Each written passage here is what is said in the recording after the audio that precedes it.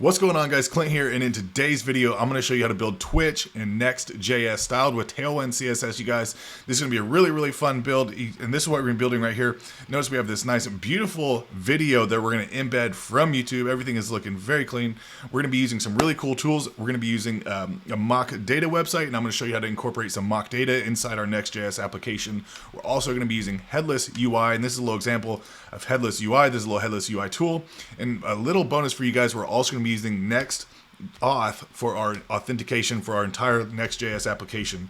So this is our mock data here on the left, and just to show you guys, everything does stack just beautifully here. Our nice little media queries down there, boom, looking good. Now I want to give you just a little example here of our Next authentication at work. So let's go ahead and click on this account tab here at the top. Boom, and I'm going to give us the option to sign in with GitHub or Google. I'll let you pick. I'm going to go ahead and sign in with GitHub. I'm going to click sign in with GitHub, and you'll see it displays all of our information. It pulls it over from GitHub, my name, username, and also my profile picture. You can see it just displays it in our navbar here at the top. And that is using the NextAuth authentication feature, and I'm going to show you how to set that up in Next.js. So if you're ready to get started, let's jump in. I'm just going to pull that down a little bit right there. Perfect. This is looking clean, you guys. I'm just going to sign out so we can start fresh. Okay, so I'm already in a Twitch-Next-YouTube. This is the directory I'm going to be working out of. So I'm going to go ahead and press the Control backtick button. Just going to open up my terminal here. And let's go ahead and create a brand new Next.js application. So I'm using Yarn. You can use NPM if you want to. It doesn't really make a difference for this video. So I'm going to say create next-app, and I'm going to go ahead and install it in the directory that I'm currently in. So I'm just going to put a period in there, just like so. So there's a lot of really cool features in Next.js, which is why we use Next. Oh, I already went ahead and finished here. So we're going to be using lazy loading images. I'm going to show you how to import images both statically from our local public folder here, and also using external URLs. So I'm going to show you how we can get around a few things here. So here we go. I've already created my Next app, and I'm going to go ahead and just yarn dev here to start up my development server. So, and I'm going to start this on localhost 3001. There we go. So this should be what you see when we just created our brand new Next app and started our local server here. So the first step, what I want to do is, since we're using Tailwind CSS, I want to go ahead and configure Tailwind. So I'm going to go open up a new browser window here. I'm going to type in tailwindcss.com, and we're just going to click on the Get Started button here. And we're using a framework, so go ahead and click Framework Guides, and we can just click on the Next.js right there. So this walks us through step by step what we need to do.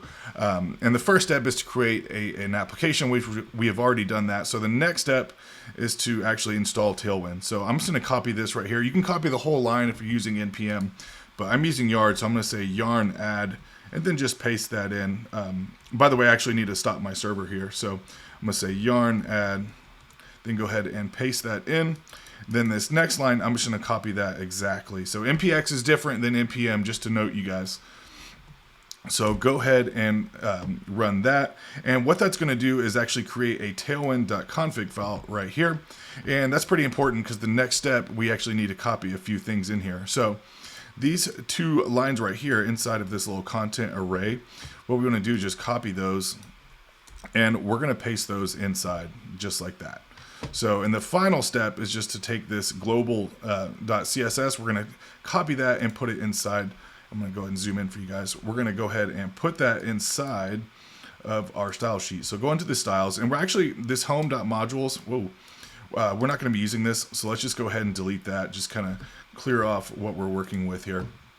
So I'm just going to paste that in there inside our global.css, just like that. And in our public folder, our pages folder, in this API, I'm going to leave the API folder, but I'm going to delete this hello.js because we're not going to be using that. And in fact, in this app.js, that looks good. And we'll go into our next, our index.js, and let's go ahead and just get rid of a few of these things here. So what I'm gonna do is just delete everything inside there, and this styles.container, we can get rid of that as well. So since we're gonna be using Tailwind, so just clean that up there, perfect. So we should just have a blank page here if we reload. Oh, sorry, we restarted our server. Yarn dev. And very important, you guys, you do have to restart your server after you install Tailwind CSS. So if you didn't shut your server down and you just opened up like a new terminal here, then you will get an error unless you restart your server. So make sure you do that. So that's all we need to do. Now Tailwind CSS is up and running in our application, and we can just go ahead and give it a little test here. I'm just going to give a little h1 in here. And this should be displaying just like a p tag. It shouldn't be bold or anything like that you would typically see with a header tag. And that is looking good, so that means Tailwind is running correctly. So first what I want to do is go ahead and I'm going to create my navbar here. And where I'm going to put my navbar is actually going to be inside of our app.js here, because we want to display on all the pages and not just certain pages. So inside this app.js, what I'm going to do here, so I'm actually going to cut that out, right? And when we return multiple things, we need to open up our parentheses there. And I'm just going to have a little fragment just like so, and we'll paste that inside our fragment. And then in here, this is where we're going to pull in our navbar just like that. So we haven't created this yet, but we're going to go ahead and do that right now. So let's go ahead in our project here. We want to create a new folder called components, and inside our components folder is where all of our components are going to live. So inside here, let's create a new file, and I'm just going to call this navbar.jsx. You can call it JS or JSX. However, when you use JSX, you can actually use all these like the Embed snippets here. So just a little speed up some time here. And I'm going to use RAFC here to generate a functional component here. And then inside of our app.js, what we want to do is go ahead and just import this. So what we can do here, I'm going to press Control, where's it? See, Control option. Let's see here. There, Control spacebar, so it generates a little, ask us if we want to go ahead and import it, and that's just a little quick shortcut you can use to kind of speed things up here. So as you can see, we've now imported our navbar and everything looks good. So let's go ahead and close this app.js file. And we can close this index.js file for now as well, and that global CSS. And real quick, you guys, since we're using Tailwind CSS, I want to recommend a plugin. I mean, it's free, but it's really, if you're going to be using Tailwind, especially if you're just starting with Tailwind, I mean, I use it every day, and I'm quite familiar with Tailwind, so I'd highly recommend you get it as well. It's just called, I think it's called Tailwind IntelliSense. IntelliSense right here, yeah. So basically, whenever you hover on your Tailwind styles, it gives you recommendations and does like autocomplete, and it just helps out a lot when you're learning Tailwind and even on a day-to-day basis. So I recommend you download and install that plugin. So in our navbar.js, we're going to be doing here, so let's go ahead and open this up. So we're going to have 3 sections here, and we're going to have like a little browse here on the left with our icon, then a little search bar here in the middle, and then our account here on the right. So we're going to be using, by the way, Flex and Grid in this project, so it doesn't really matter however you want to build it. You know, there's so many different ways to do things, but that's how we're going to do it in here. So for our div here, it's our navbar. Let me go ahead and let us see what we're building. So for our navbar, let's give this a class name. And what I want to say this to be fixed. Okay, I'm going to give it a height of 14. And you see this little pop-up. This is the IntelliSense, you guys. If you notice, if I hover on that, that's also the Tailwind IntelliSense. It tells us that H-14 actually means that the height is 3.5 rem. So, and in Tailwind, these numbers, it goes by multiples of 4. So if you say H-4, 4 is 1 rem. So if we hover over that, you can see that 4 is 1 rem. Just like if we change it to 8, that would be 2 rem, and so on and so forth. So we're going to be using H14 for the height. I want the width to be full, which is saying width 100%. And we're going to this to be flex, and I'm going to say flex no wrap. There we go. No warp, no wrap, just like that. Items center. Okay, I'm going to drop that down. P-4, and that's a padding of 4 rem, or sorry, 1 rem all the way around. So, and then I'm going to give this a background, and the background color we're going to be using So you could say background black and then or background gray, and you can give it a number. That's how it works in Tailwind. However, if you want to use a custom value, you can just open up brackets. And this is not just for color; it's for sizing and everything. Anytime you want to use a custom value, you can just use some brackets here. So I'm going to give it a custom hex code here, and that hex code we're going to be using is 0E0E10, just like that. And you can see our nice little black bar across the top. And then I'm going to say margin bottom. I'm going to give this a little dash. And I'm just going to say 2 pixels, just like so. And then Z10 to give it a nice little Z index here. So what I do want to do is actually add in some global styles, and I'm going to show you how we can add in some global styles in Tailwind CSS. And what we want to do is actually just go into our global here. I just pressed Command P, by the way, to open up this little search box here at the top. Just allows us to find things a lot quicker. So what we can say, I'm just going to target the whole entire HTML just like that, and we can just say apply, and then we can write our Tailwind in here. So what I want to say is BG black, because I want there to be just a little bit different color between our black and our nav bar, as you can see, just like that. So BG black, and I want all the text on our website to be white unless we specify differently. And then I'm going to incorporate some smooth scrolling, and I'm going to show you how we do that. I'm going to go ahead and set that in here right now. So that's all we need to do for our global styling, and that's all we're going to use in there. So, you know, if you want to add in some more global styles, that's fine too. So feel free to do that on your own. So we can go ahead and let's see, in our nav bar, let's go and work in here. So I want to use lots of notes in here. So I'm gonna have the left side. I'm gonna copy this down a couple times. Whoops. Copy this down. There we go. And this is gonna be the, I'm gonna say middle. And this is gonna be on the right side. So I like to use lots of notes, you guys. It just helps me stay organized, especially as I'm building out my projects here.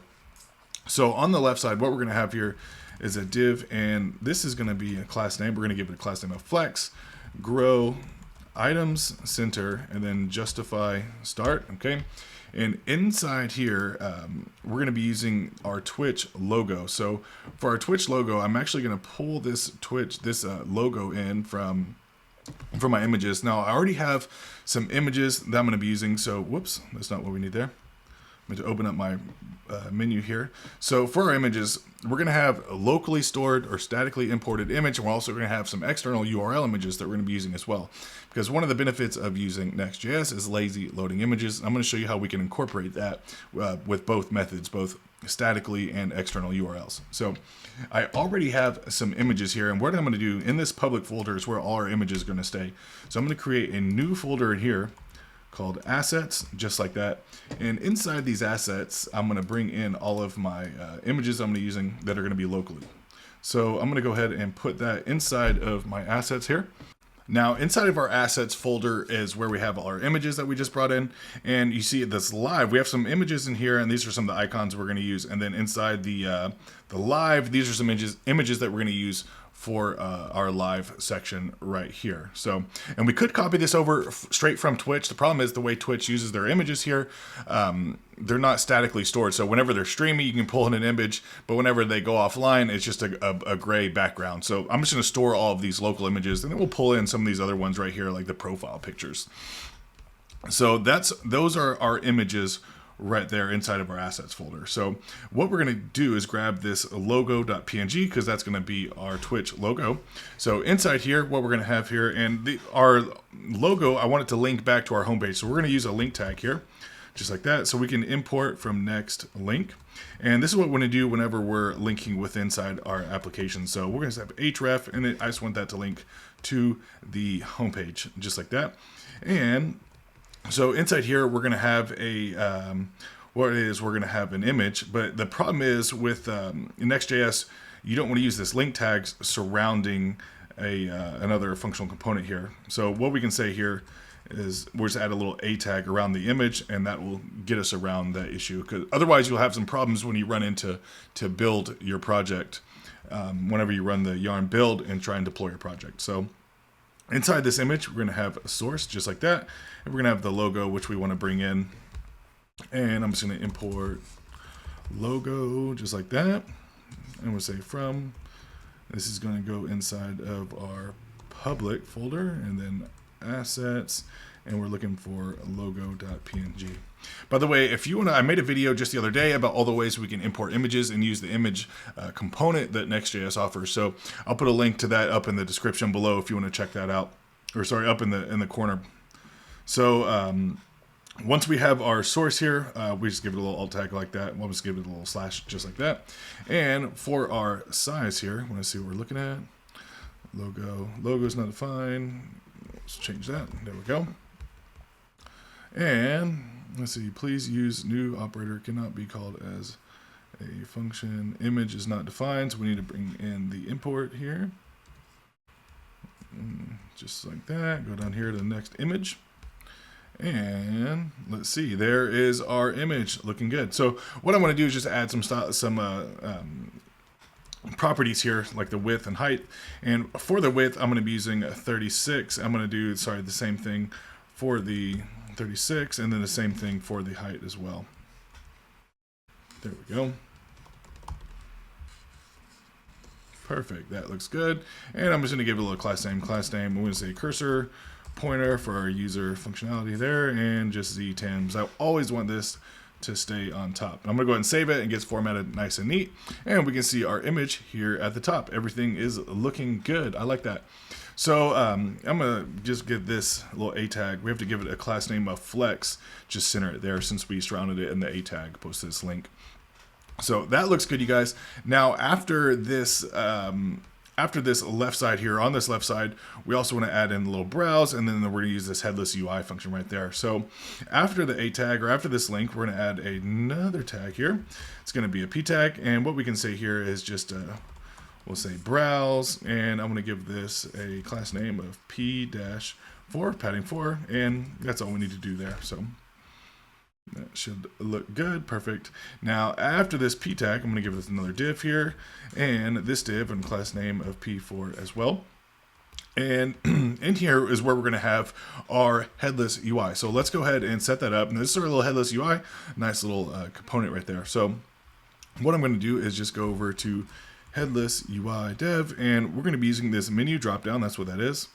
And what we're going to do is just, we need to install first of all. So I'm just going to select that right there. And I'm going to open up a little terminal here. I'm going to say yarn add, then just paste that in. And while that installs, it kind of shows us what we need to do. So I'm going to go ahead and just copy over what I have. You can copy what they have. You can copy it exactly how it is.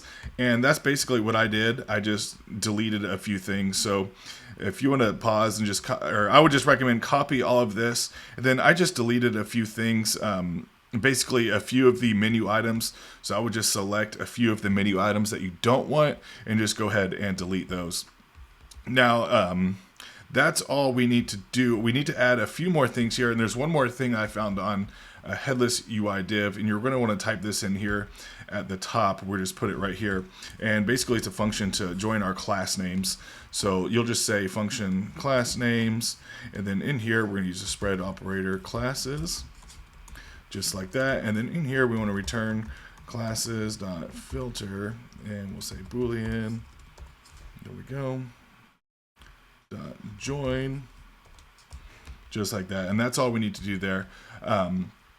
And then we want to import the headless UI here, so we should be able to find this here at the top, and that's what I'm going to do right there. So I'm just going to import that just like so, and also you're going to be using this transition, so we'll import that along with our menu from headless UI. So let's have a look here. 3 dots is not defined. So we're also going to be using React icons, by the way, and that was inside of my 3 dots is right here is the icon I'm going to be using. So let's go ahead and install the React icon packages. Yarn add React-icons. And if you watched any of my videos before, you know I'm a big fan of this package. I use it all the time. So what we can do here is just import, and I'm going to paste that in there. BS3 dots, and it's going to be from React-icons. Now we have to add in a little pretext after this. For this one, it's BS. Otherwise, you would otherwise you're going to get an error. So fragment is not defined, so we're going to have to import fragment from React here as well. So we can just import it right here, because fragment is used in the headless UI. So that's why we need to import that there. Ah, there it is. Perfect. So otherwise it will not display properly. So let's go ahead and refresh, and that's all we need to do. So go ahead and click that. Everything looks good. That looks good right there. So, but what I want to do, I just want to add in a few things here so it displays properly. So let's go down to our menu, relative text left, and right for our menu button, I believe it is. Let's see here. So absolute left, I actually want this to be, we're going to want that when we drop down, we're going to be on the left, so that's good.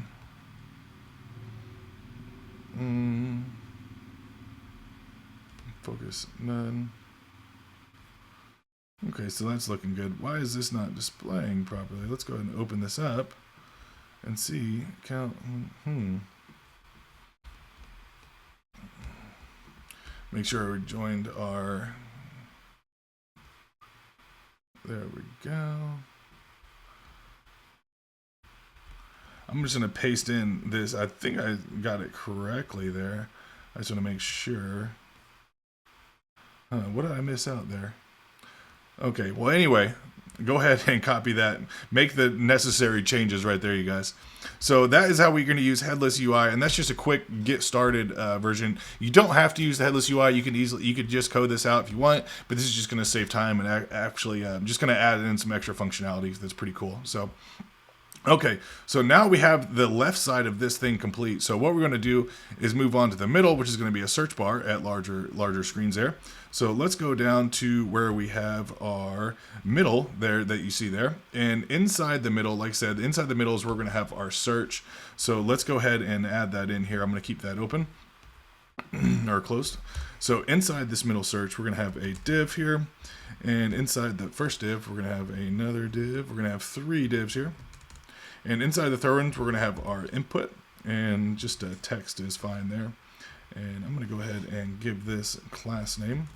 And the class name for this is going to be BG transparent. There you go. And we're going to have border, none, text, white, and focus. Whenever we select this, we want to say outline none. So that way, whenever we select in here, you won't see an outline. And we're going to bury this magnifying glass is also a React icon. I'm going to put that inside of the our search box here. That's why I have so many divs. And so after that div there, and then one more, we're going to have our div here, and the icon we're going to be using called as BS search, just like that. So let's go ahead and import that. I'm just going to press the control spacebar, and sometimes it does not want to auto import, and that's okay. So, oh yeah, that already happened. That's why. So there you have it. You can see it in there. So we just need to give this thing some class names. So for the outside div here, what I want to say is we don't want this to display on full screen, or sorry, on smaller devices, only on the larger screens. And Tailwind is a mobile first design approach. So that means we need to write that as such. So we want to say that the search bar is going to be hidden, and then on larger screens, what I'm going to say is anything above medium, which by default the medium is 768 pixels. So anything above medium, and that's all we need to do to add a media query. So just say MD, then a colon there.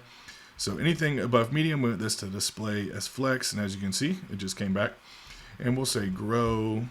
I'm just going to add in my custom value there of 2 items, center, and then justify center, just like that. Perfect. So now it's positioned where we want it to be. And inside this next div, we're going to give class name BG gray.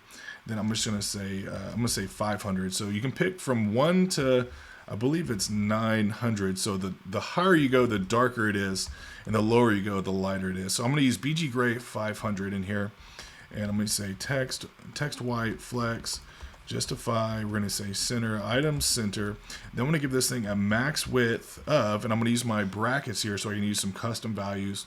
My max width is going to be 400 pixels, and then we're going to say MX, or sorry, just M auto, so say margin auto, P-2 for a padding of 0.5 rem. I'm going to say rounded 2XL, so we get a nice little rounded curve there. So that is looking good. That's perfect. That's what we want so far, you guys. And really, let's go ahead and just see here. I'm going to open this up. Perfect. That's what we want right there. Now we're going to want to add a few more things here. So MD flex, item center, that's what we want right there. Perfect, perfect. 400 max width. Okay, you guys. So next, what we're going to want to do is add in our right side here. And on our right side, and I want to give this just a, I'm going to go ahead and save it so it gets nice and formatted. And I want to give this a placeholder of search. There we go. Now let's add in our right side here, which is going to be this account tag or this account button and another little icon there and React icon. So let's go down to the right side. All right. And inside this right side here, give this some space. Inside here, what I want to say, I'm going to create a div here, and inside this div, I'm going to say, like so, we want it to be hidden because we're going to display a mobile menu as well on smaller devices. So hidden, anything above medium, I'm going to say flex, grow, items, center, then justify, end. All right, there we go, perfect.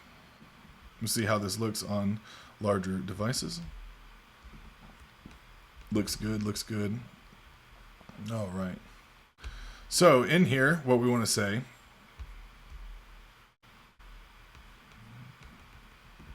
in here, what we're going to have, and what I want to code out first is just the mobile side here, okay? So let's say div here. This is going to be inside here. What we want to have is a link. And then we're going to have our button. And inside our button, just going to say account. And then we're going to have a, just below our link, we're going to have our icon. This is BS person here. And I'm going to go ahead and give this a size property of 30, just like that. Go ahead and save that, get it nice and formatted. Now we need to add an href here to our link. And for now, I'm just going to make it a link back to the home page since we don't have an account page just yet. So let's go ahead and let's see, let's get a refresh. And what I'm going to do here for this div here, I'm going to class name flex and then items center. And make sure you import this if you haven't already. So perfect, there we go. Now it looks like that's what's going on here. I'm going to go ahead and stop my server and see what's going on here. It was not wanting to refresh for whatever reason. It's on 3.0. For some reason, it moved it to 3002. Okay.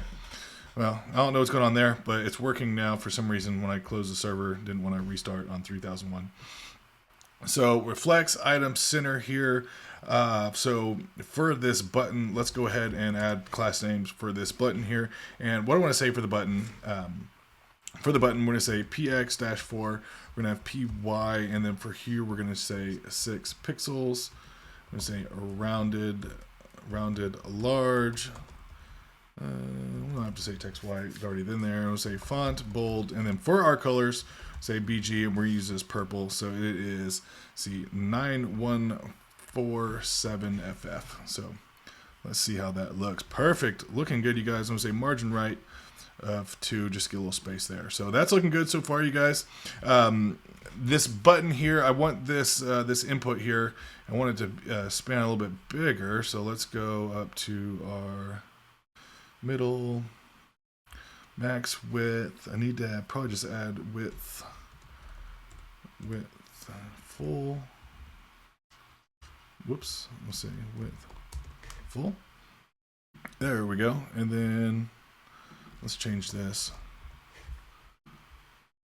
Perfect. Okay, you guys, that is looking good. Now, what I want to do next is probably just make this mobile responsive. We want to get a mobile drop down, which I don't think Twitch really does that. That's just something kind of I added in. So, to be honest, I'm not super familiar with Twitch. I don't have a Twitch account, so, but that's all right. So, I still think it's a pretty cool website. So, what we want to do down here is on the right side. Now, underneath this right side, I want to have a is where we're going to have our mobile menu, right? So I'm just going to put this right below here.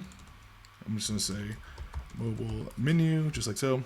And in here, I'm going to create a div. And for our class name here, I'm going to give it a class name. And for this, I wanted to say fixed top 0, and we're actually going to hide this off the screen, but for now I just want to make it so where I can see it. So I'm going to say top 0, left 0, width full, height is going to be screen. In the background I'm going to say 0E 0E 10, just like that. Flex, and we'll say flex, justify center items center, and we'll say ease in and give it a nice duration. We'll say duration 300. So this is all we need to do to get some smooth transitions here in React. So that's going to look good for now. Now, what I want to do is scroll down and add in our unordered list here, because that's what we're going to have. We're going to have an unordered list, and I'm just going to save that so it gets nice and neat. Now for our unordered list, I'm going to just say class name text center, just like that. And now for our list items, so I'm going to li here, and inside of our li we're actually going to have some links. So I'm just going to go ahead and give that a link, just like that. Now for our link, we're going to say home, let's say href, there we go, just like that. I'm going to go ahead and save. Perfect. All right, looking good right there. Now for our list item, we give this a class name, then we'll just copy all of them down. I'm going to say p-4 text 3XL, so they're quite large, and we'll say font bold. So that's all we need to do there. For our list item, what we're going to do, I'm just going to copy this down a few times here. So 2, 3, 4, we're going to have a home, see live channels, top categories, and account. So let's say live channels, top categories, and we'll have an account, just like that. Perfect, you guys, that's what we want right there. Now I want to add in a inside our mobile menu here. What I want to add here is actually a mobile hamburger menu, and I'm going to add that in right here. I'll just say hamburger menu. And what I'm going to use here is, let's see what I use up here in our project. So you can use all different ones. I'm going to use the AI outline menu. So let's go ahead and just import that at the top. And I'm just going to import AI outline menu. Let's see, AI outline menu, just like that. And remember, when we're using React icons, we have to import this from React icons, but this pretext is going to be AI as opposed to this one is BS. And to my knowledge, you have to put these on different lines, otherwise you're going to get some errors and not going to import properly. So just put those on different lines, just like that. So perfect. Now, so that looks good there. And we're also going to be using the AI outline close icon, and that's going to be our X to close our menu. So it looks like we're getting an error down there, probably just a little syntax error. It looks like, yeah, perfect. So inside here, what I'm going to add in for my mobile menu, and this is actually where we're going to put our hamburger menu and our close icon. So we're going to have a div here, and inside here we're going to have our AI outline menu, just like that. And I'm going to give it a size property of 25. 25, just like that. And let's give this class so we can actually see it. So for class name, for our menu, what we're going to say is block, and then anything above medium breakpoint, which is 768 pixels. I want it to be hidden because we only want to show this on smaller screens, of course. And then I'm going to say Z10, so it's sticks up to the top, and then we'll say cursor pointer, just like that. So that's perfect, you guys. That's what we want right there. So let's go ahead and make this mobile menu functional and responsive. So as you can see, we're going to go ahead and do that right now. So we don't want this to display all the time. So the way we're going to do that is with state. So let's go up to the top here, and we're going to add some state. We're going to do that right in here, just below our nav bar here. So I'm going to say const, and we can say just nav and set nav. It doesn't really matter. You can call it whatever you want, but it's going to use state. And we want this default to be false. So make sure you import the useState hook here. I don't think it's going to let us, just like that. So we can just go ahead and add it in right after this fragment, just like that. So now we have access to the useState hook in React. And what we can do here is, so we have our nav and set nav, and by default, we're going to keep it at false. And then we want to have a handle nav function. I'm just going to make it an arrow function here. And then what we want to do in here is just set nav, and we'll just say to the opposite of what the current value is. So true to false, false to true. And that's all we need to do right there. So next, what we want to do is go down here and drop this down a bit. Next, we want to come down here to, we're going to add a couple things in here. And for one right here, we're going to have an on-click function. And this is actually on the div that surrounds basically our menu button here. So on-click, what we want to do is just run the handle nav function. Perfect. And in here, what I'm going to do is just copy that, right? So, or cut it, we can cut it. And in here, we're going to open up our curly brackets so we can write some JavaScript in here. And we're just going to use sorry, what we're going to say is nav is true. Ternary operator here, nav is true. We want to display the AI outline close. By default, remember, it's false. And we're going to give that a size property, again, of 25. Just like that. Else, we'll just paste that in there. So now, whenever we click on this, it should toggle back and forth. Looks like AI. I just added in an extra T there. So this should toggle back and forth. Perfect. That's what we want right there. Now, for our actual menu, what I want you to do is just copy this right here. This entire class name right there. Just go ahead and copy. Matter of fact, just cut it out.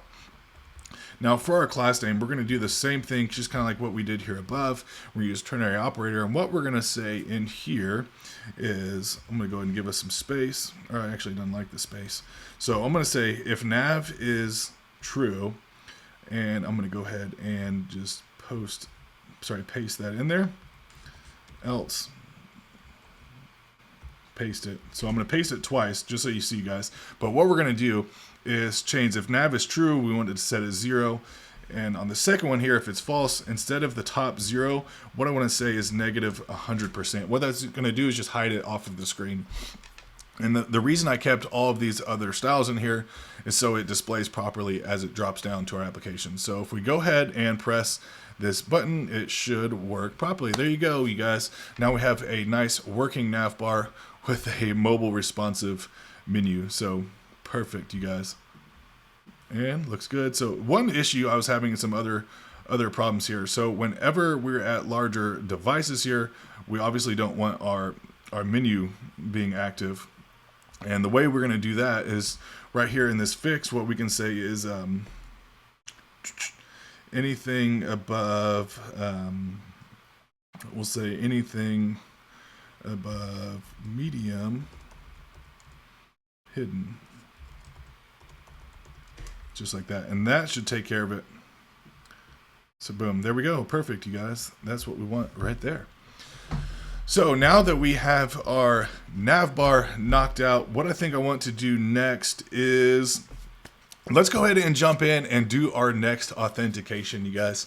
So this is going to be fun right here. So what I want you to do, we'll go over to this headless UI here, and we're done with that. So what I want to do is type in NextAuth in here, just search in Google, and this is what we want right here. So let's go ahead and get started. And this is so easy to use, you guys. I know I've used Firebase in the past, and Firebase is super great. I love it. However, NextAuth is quite simple to use as well. So I'm not sure which one I like better yet, but this is really great here. So what we want to do is actually install NextAuth. So let's see, I'm getting started. I believe it's just yarn add NextAuth. I'm gonna click. I think that's all we need to do. So let's go ahead and go into our project here. And I'm just gonna say yarn add next-auth. Okay, and just to make sure here, let's check out our package.json. And it looks like that is going to be correct with our NextAuth there. So just want to double check here. I don't want to steer you guys wrong. Perfect. So yes, NextAuth 4.5, that is the version we want. And so what we need to do here, if we go down here, we need to create, what it says here is add an API route. And what do we need to do? Inside of our pages folder, we want to have an API folder, which we already have because we didn't delete that. We just deleted that hello.js that is within the API folder. So what it's saying is go into our API folder and create let's see here, it says API auth So we need to create an auth folder here. So let's go ahead and close down this assets there. In fact, close that public folder there. So inside our pages, we have our API folder. And inside of our API folder, we're going to have an auth folder. And then inside of that, we want to create a new file. And what it's going to be is brackets.js. And inside the brackets, it's going to like a spread operator. So 3 dots. Then I believe it's just, next auth, just like that. So let's go ahead and next auth, just like that. That's all we need to do. So again, under pages, we're going to have an API folder. Then we're going to have a auth folder. And then underneath the auth folder, inside the auth folder, we're going to have a file that is just brackets.js. And inside the brackets, we're going to use 3 dots, next auth, just like this right here, you guys. So inside here, like I said, we're going to be able to use Google as well as GitHub, you guys. And I'm going to show you how to configure both. So what I'm going to do is just paste that in there just like that. Now, inside this folder, what I'm going to do, I'm just going to look at my notes here, because I also want to add in Google, and we can do that in this same file. And what we're going to do is inside of the array here, right? Inside of this array, we're just going to add it right here, right where it says add more providers. And so and I'm just going to leave that note in there. So in here, we can also add, I'm going to say Google provider. Now, very important that you spell everything correctly, you guys. And in here, we're going to have a client.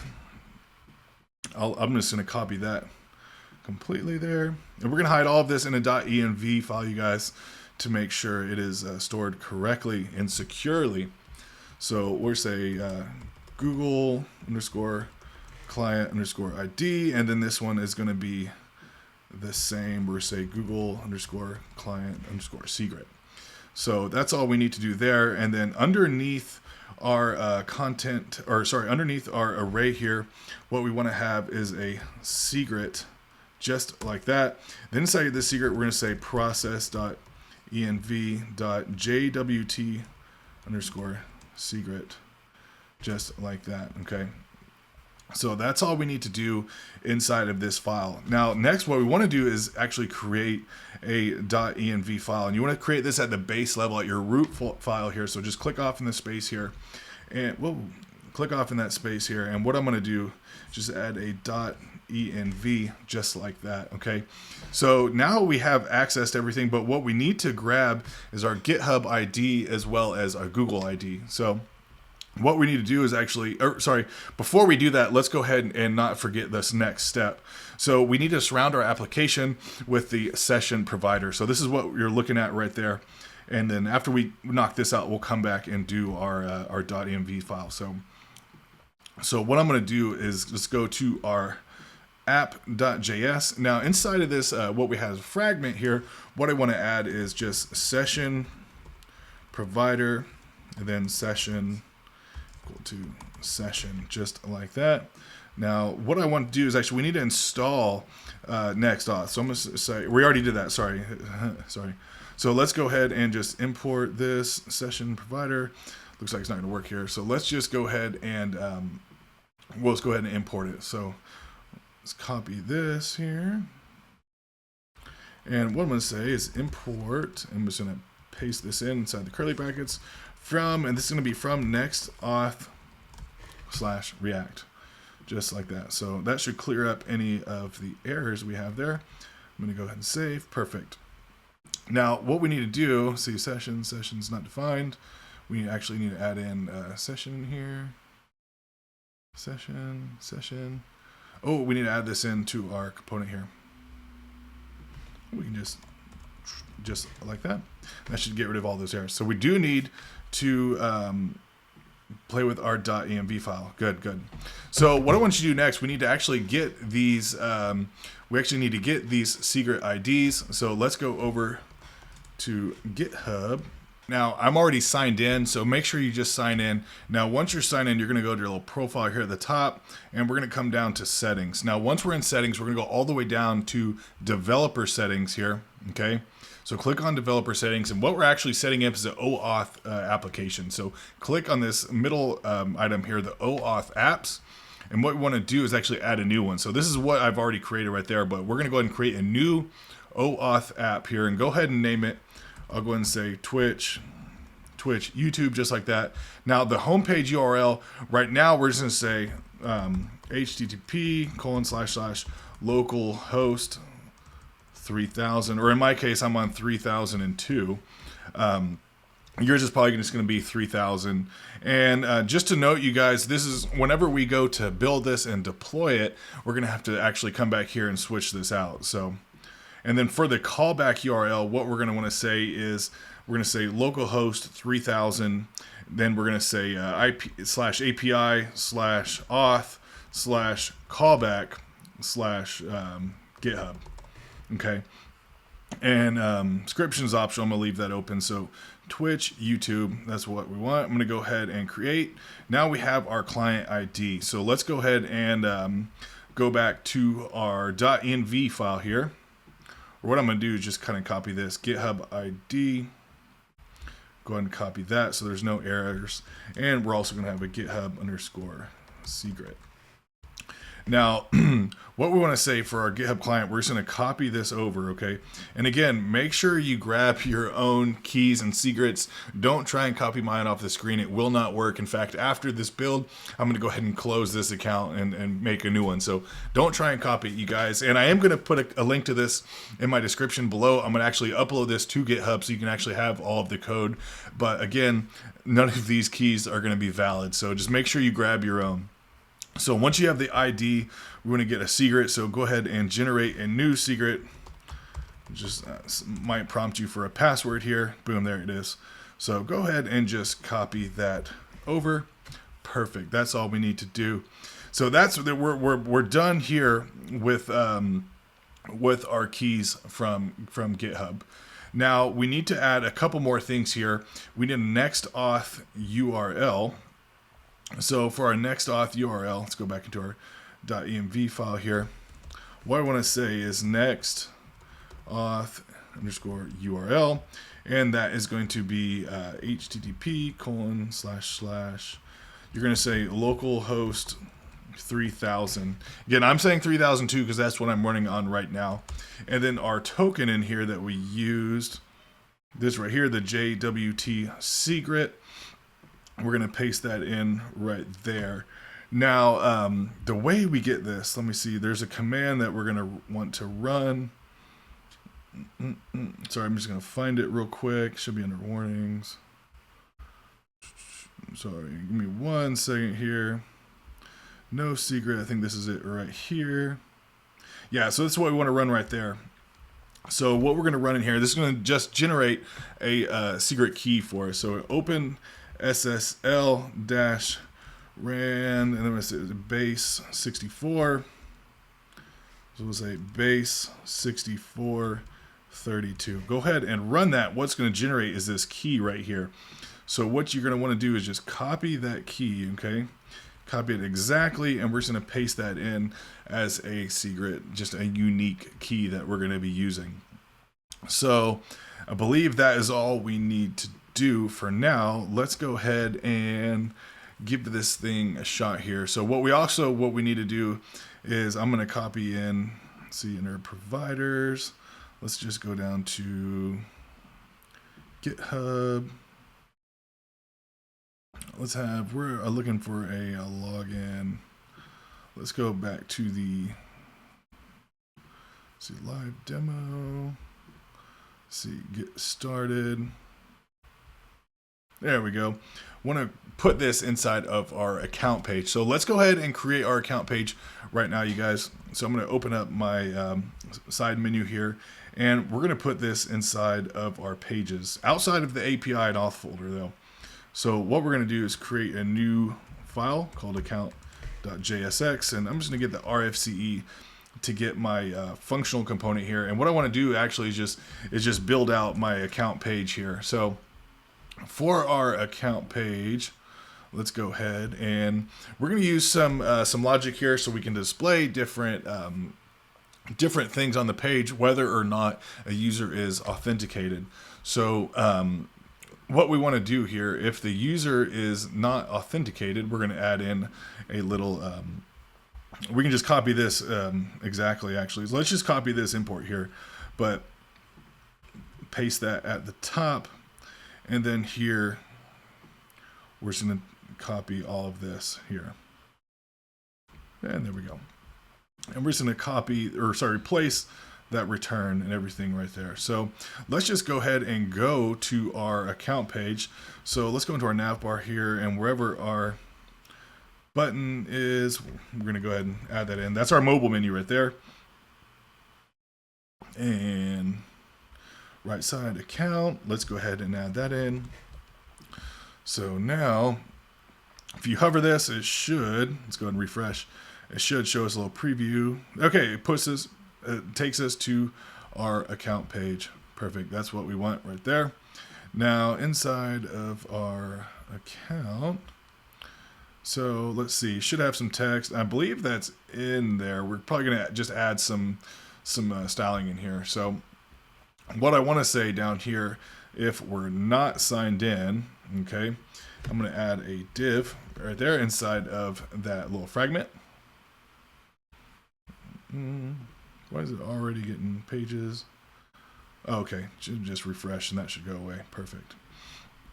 So inside of this div, we can't see it. It's here, but it's off the screen. It's underneath this navbar. So let's go ahead and I'm gonna go ahead and take care of that. So inside this div, and this is under the not signed in, okay? It's just using a ternary operator here. If session is true, and we're just bringing in the session right here from NextAuth, then it's going to show you signed in as a username. Else, it's going to display not signed in, and we're not signed in right now, so that's what we're working on. So for the class name, what we want to say, I'm going to say padding top. I'm going to open up these brackets. I'm just going to say 100 pixels. Then we're going to say flex com, and you can already see that it has appeared on our screen.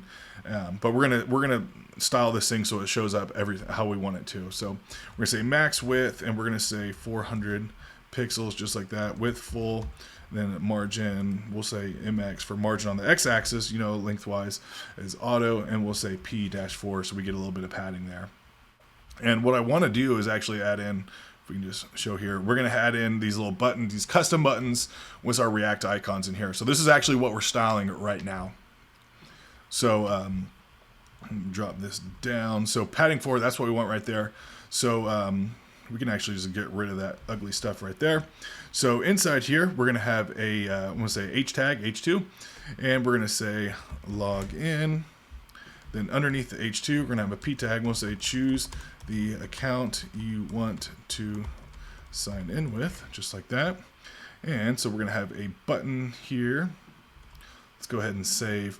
Now, for this button, what we're going to do is actually add in our GitHub here. So let's see here, inside our button, and we're going to say this, we're going to put this before sign in with, I'm going to give it a little span here, GitHub, just like that.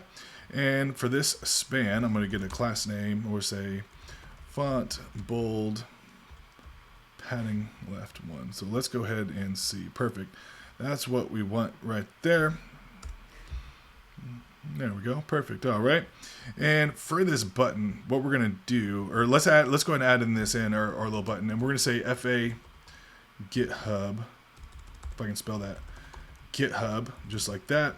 And we're going to give this a class name, we'll say margin right 2.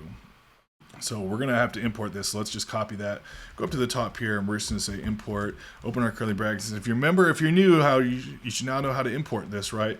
So from React icons /FA is our pretext, right, of our icon. And let's go ahead and refresh. So that's looking good there. We just need to add some styles to this thing. So right now, inside of our button, we have our React icon, we have our text, and we have a span that wraps around the GitHub, just like that. So for our button, let's give our button some class names right now. And the class names we want to give is flex, item center, justify, center, p-3. And we're going to use BG for our gray, say 600. And this is the background just for our GitHub button only there. So hey, look at that, looking good already. And we're going to say border, and then border gray 600. MY2 to just get a little bit of margin. So let's go ahead and save that. Oop, no wonder we're not seeing anything there. So this margin right is just going to give a little space in between our button there. Perfect.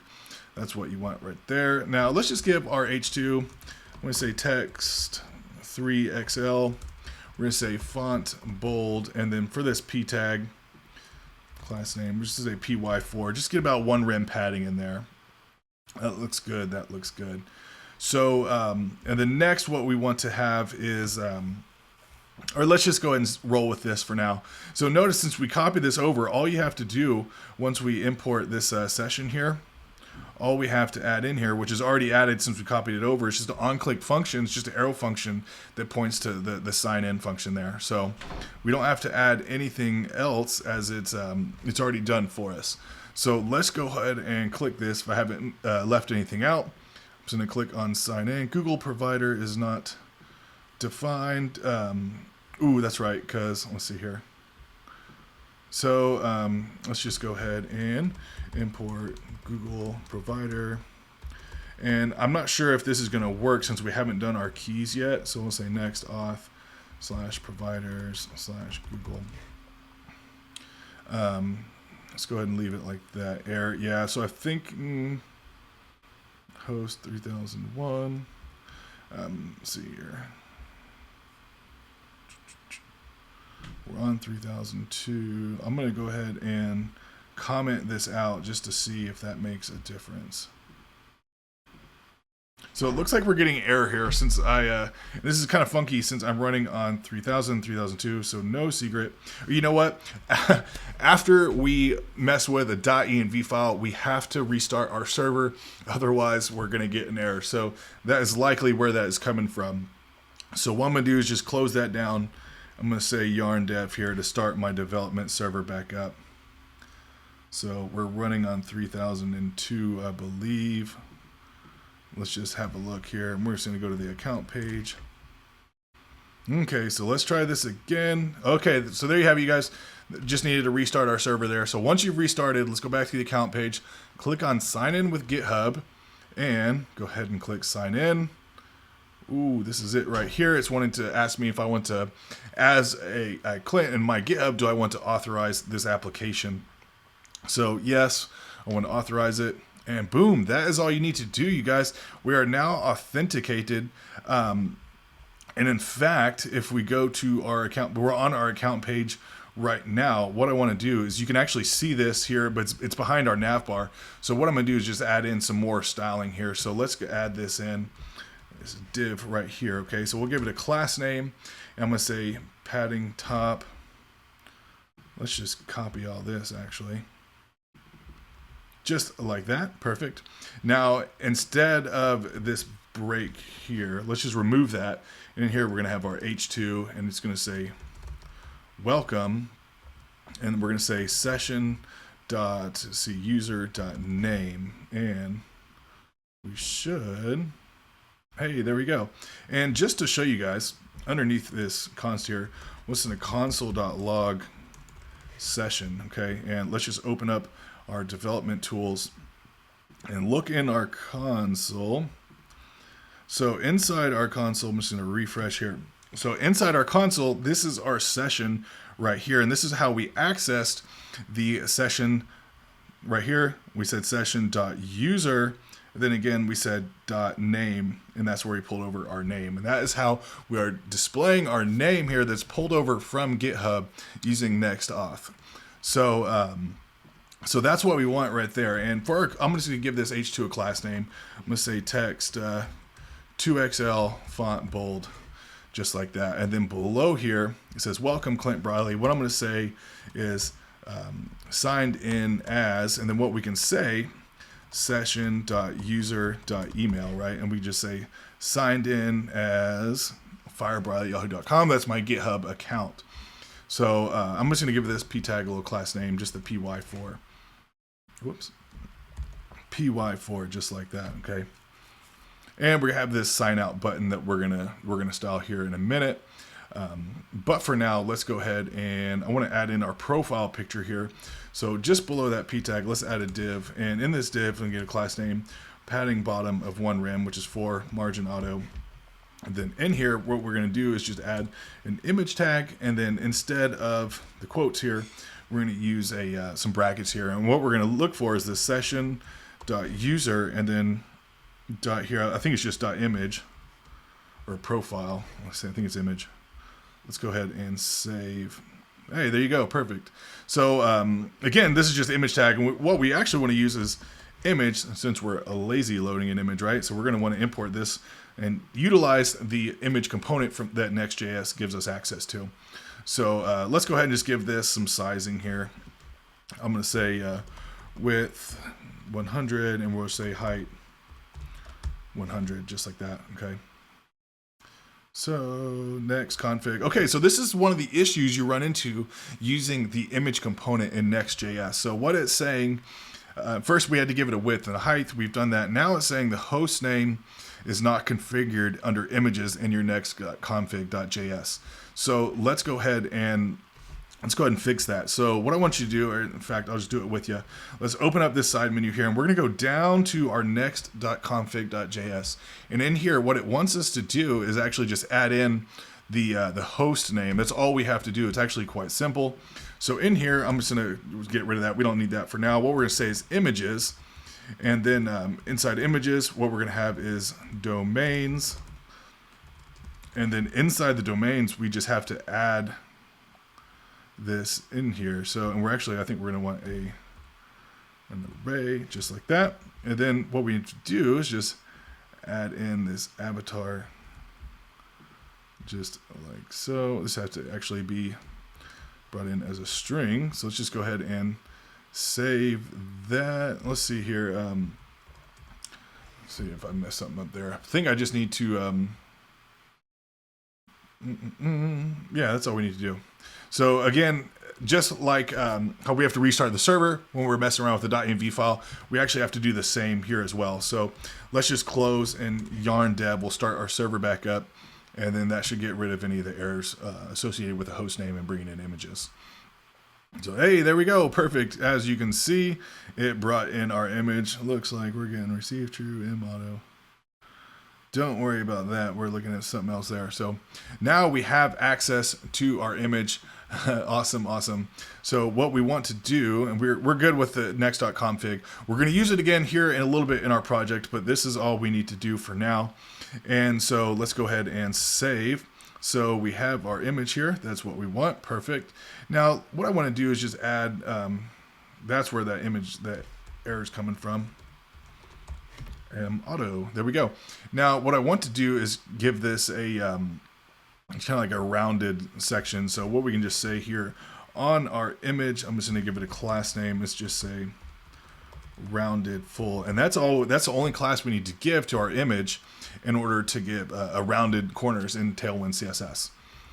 So let's go ahead and save so that gets nice and formatted there. That looks quite nice, you guys. Everything is looking good. By the way, you guys, if you feel like you're getting some value out of this build, then do me a favor and smash a like button. It'll help promote this video and grow the channel to help more people. So I'd appreciate it if you smash the like button and consider subscribing. So just below this image here and below that div, we have our button, right? So let's go ahead and give our button some styles. And notice all we have to do is just run this sign out function, which was already attached to it since we brought this over from the NextAuth documentation. So let's give this button some class, and we're going to give it flex, item center, justify center, we're going to say P-3 BG gray 600 border, and then a border gray 600 there. And there we go. And we click on this, it should sign us out. And there you go. That's all we need to do just to make sure everything is working seamlessly. Let's just try this once more.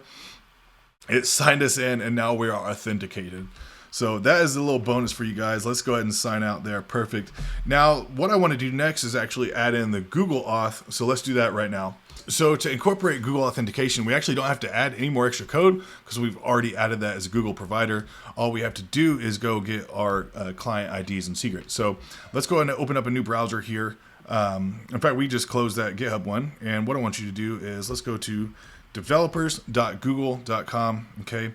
And then in here, I'm just going to open it up a bit. Let's go to the search. And what I want to search for is Google Auth. And then what we're going to be using is OAuth 2.0 for web server applications. So let's just click that. And I'm just going to click on the overview here and find this Google API console. Go ahead and click that. And inside here is where we're going to be able to create our client IDs and secrets. So let's go into, we're going to go into, whoops, not the library. We want to go into credentials there. Jeez. So I actually don't even have one set up. It was actually a different Google account. But what I'm going to do is actually set it up on this Google account so I can walk you through step by step how to configure this. So this is where we need to be right here under the credentials. And then what we want to do is just add new credentials here. And what we want to add is the OAuth client ID. Excuse me. So in here is, yes, configure consent screen. Perfect. That's what we want to do here. And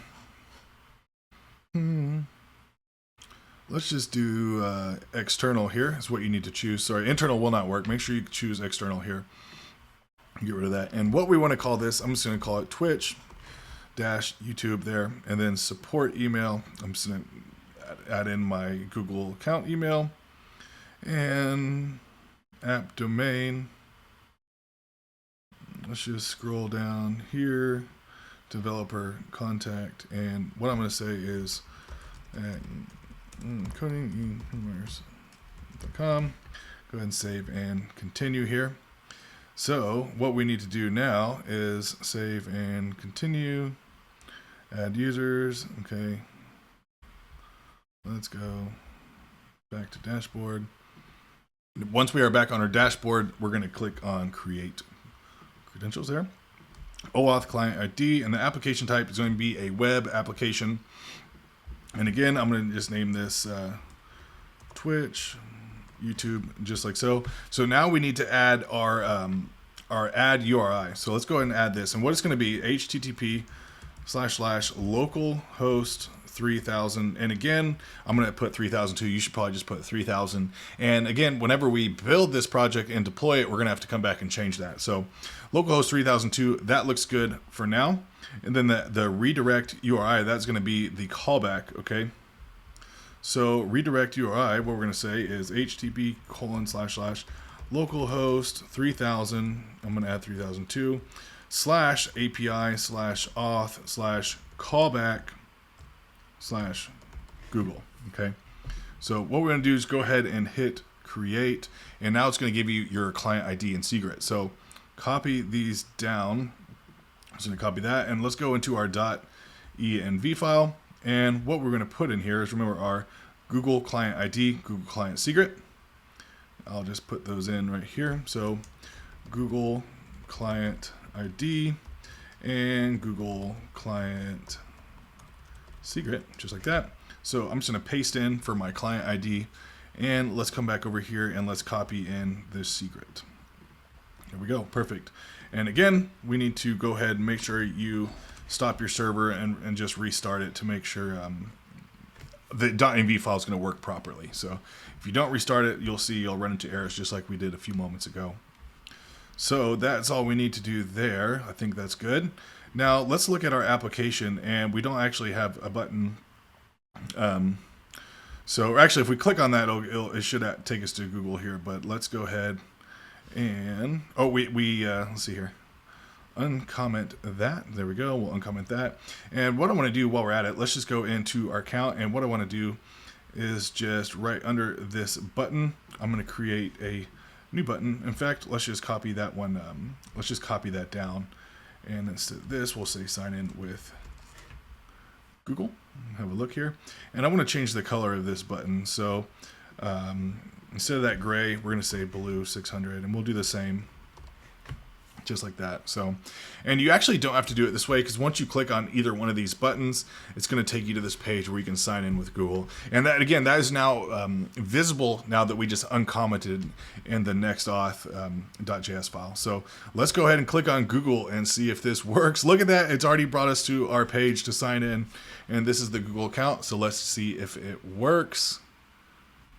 Yes, it worked. So we're getting an error, and what this error has to do with is it's trying to load our profile picture. But since we're using the Next.js image component, it's throwing that error. So let's just go ahead and copy that right there, okay? And we'll find our next config file, okay? And what we can do, since this is an array, we can just add multiple strings in here. So just gonna put that in as a string, and let's see if that satisfies. Again, we have to restart our server. Lots of server restarting here. So let's see if that appeases Next.js. So give it a refresh. Hey, there we go. So I don't actually have a profile picture set, so it's just using that default one there. So let's just go ahead and open this up. Oh, looking nice. So hey, smash the like button. We have now just configured NextAuth.js in our Next.js project. But what I want to do before we build out the rest of the project is this navbar. What I wanted to say at the top is you just gonna like use a basically ternary operator and see if we're logged in. If we are, we want to display, you know, the welcome file name or welcome username, and then also add our profile picture inside of our navbar. So let's go ahead and do that right now. We're done with the config there, and we're actually done with this because if we sign out, we already used it just like that. Perfect. And what I'm going to do is just copy that there. We actually closed the account tag, and let's just go back to our home, and again, that link works perfectly. We're done with our app.js. We're done with this .env file. We're done with this NextAuth file. So let's hang out here in our navbar file. And what I just copied, I'm going to paste in somewhere up here. I'll just paste it right here. And we're going to have to bring this in here. So let's import the use session from, it's going to be NextAuth/React. And just real quick, I want to make sure, yeah, use session. We're going to have to grab it, this sign in and sign out as well. So let's just bring in sign in and sign out. Make sure you're spelling with Campbell case. NextAuth just released an update not too long ago and changed everything from lowercase to uppercase. So if you're trying to find some documentation that's a little bit outdated, make sure everything is camel case there. So now we have, let's see, I do want to go back to my account, and I just want to comment that out to make sure we're not getting anything in here. So let's just refresh. And the reason I did that is in our navbar.js, what I want to do is just console log it, just to make sure that we now have access to our session in here. So in a session is actually null because we're not signed in. So let's just go ahead and just sign in. I'm gonna sign in with GitHub. This is fun, isn't it? All right, cool. All right, so now we're signed in and we're on our navbar. We refreshed and we actually still signed in. And if you actually look at this, so we get an expire. This is when the cookie expires here. It actually gives us a time, and I think it's 30 days that the cookie is good for. Now, you can change all of this if you want to go into the settings, but we're not going to do that in this video here.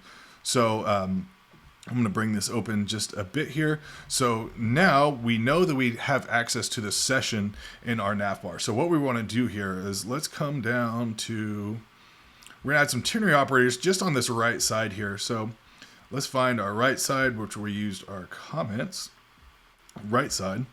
So what I want to say, and I'm going to say this inside of here, right? So I'm just going to copy that, right?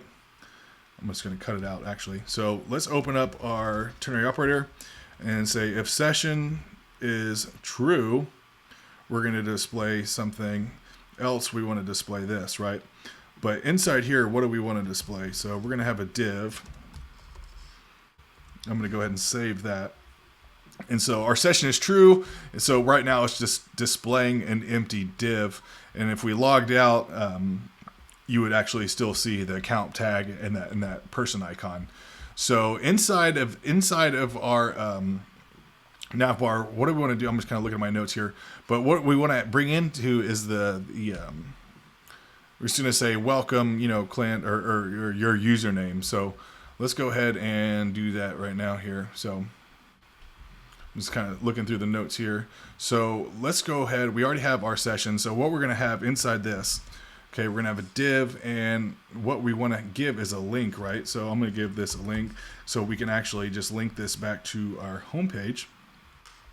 I'm just going to give this an href, and I'm actually going to link this to our account. So every time we click on this, it's going to take us to our account. And inside this, I'm going to have a div and a p tag. And inside here, what we can say is, welcome, and then now we have access to, if we use our curly brackets, we have access to our JavaScript here. We'll say session .user. You can say .name or .email. It doesn't really matter. So now it says welcome Clint Briley because it knows I'm already authenticated. And again, just to be clear, if we're using session.user.name, okay, and we're going to do the same thing for our button there for our profile picture. But I'm just going to give this a little style here real quick so I don't get confused on everything. So PR4, we're going to say cursor pointer, just like that, okay? And in here, I'm going to give this a class name of flex, then also item center. And what I want to do for our profile picture, which we're actually going to link right here below the next link component right here. But what I want to use, I'm actually going to reuse our headless UI so we get a little nice drop down. So let's just go up here, and for this menu, just go ahead and select this whole thing here, okay? Perfect. I'm just going to copy that, and I'm going to paste that right here, okay? Now, we can get rid of a few things here. So real quick, so it's still set to the left. So what I'm going to do now, instead of, origin top right, absolute left, let's just change this to right, okay? So that should drop it or add it to the other direction there. And what I want to have in here is just account. So let's just delete that, okay? And it's going to link to the account. And then this next item with that support, I don't even need that. What I want to have is just one link to the account and then a link to log out as well. So this one's just going to say log out, just like that. Perfect. And now in here, we're just going to add a on-click function to actually sign out. And we're going to have access to that because we just brought it in. So sign out just like that. So wherever we were, let's go find our place. So where were we? So on this logout, what we can do actually right here, we don't even need to make this a p tag. Let's just get rid of that. And we'll just, or an a tag, we'll just change that to a p tag. So go ahead and save. Then in here, I'm going to say on click, and then on click, we want to run the function, the sign out function, which is just an arrow function in line here. So we'll just say sign out, just like that. So go ahead and save. And that should be all we need to do, you guys, but I just want to make sure it works. So sign out, and you can see our ternary operator change this back over to the account page. But let's go ahead and sign in. Don't want to stay signed in real quick. And what I want to do, instead of those bars there, I actually want to display our profile picture. Just I thought cool little factor there. So if we go up here inside of our headless UI here, instead of this BS3 dots, let's go ahead and just remove that. And what I'm going to use here is image source. And for the source, what we're going to have here is session.user.image, and we have to specify the width and height, which I think I'm going to use. What I use 30, 40. Let me see real quick. Yeah, 45. So we'll say width of 45, height of 45. So let's just go ahead and check that out. Hey, perfect. That looks good right there. I'm going to say class name rounded full. Circles it off there. Perfect. Now, hey, look at that. Link to the account page. We can sign out. It's going to prompt us to sign in. Smash that like button, you guys. I know you're getting some value out of this. So, and I'm still new to Next.js, by the way. This is I've only built a few applications in Next.js, but I'm really loving it so far. I will say it's a little bit more challenging to debug, compared to React, but we are spoiled with React when it comes to debugging. So, but still, nonetheless, this is quite an easy platform to use here. So, okay, so let's go ahead, and it doesn't really matter if we're authenticated or not, but what I want to do next, let's go ahead and close this Navbar, just give it a quick save. And we're closed with the account, and then in here, in our tailwind.config file, what I'm going to do is actually pull over inside this extend here, just after that, I'm going to say theme, screens. And in here, we can actually customize our media query breakpoints. So by default, small is 640, medium is 768, large, I believe, is 1028. I kind of lose track after that. But I'm just going to go ahead and paste them in here so you can see them, okay? So these are our breakpoints right now. Then anything above XL is just, it goes to as wide as you make it. But what we can actually do is I want to add some breakpoints after this as well. So what we can say is, I'm going to say 2XL. We actually have to put this in quotes just like that, okay? So anything above 2XL, I actually want to have a 1600 pixel breakpoint. And then again, I want to have a 3XL breakpoint here. And this one's going to be 1800 pixels, okay? And I'm just going to go ahead and copy this just to make it nice. Just so if anybody looks at our code, they'll know exactly what is going on here and they won't be confused. So that's something, you guys, that I really kind of didn't start doing until more recently. Started adding more notes. I saw a guy on YouTube named Dorian Develops his name. I don't know him, but he talks about making lots of comments, and I found it to be very helpful myself. So that's all we need to do in there. So let's just move on to I'm going to keep this open just so I can reference back and see what our breakpoints are. Let's go ahead and refresh and make sure everything's working properly. Tailwind, what's going on?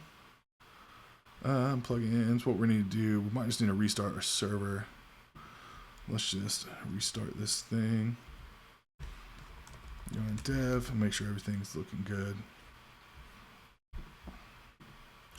So, all right, perfect. Looking good there.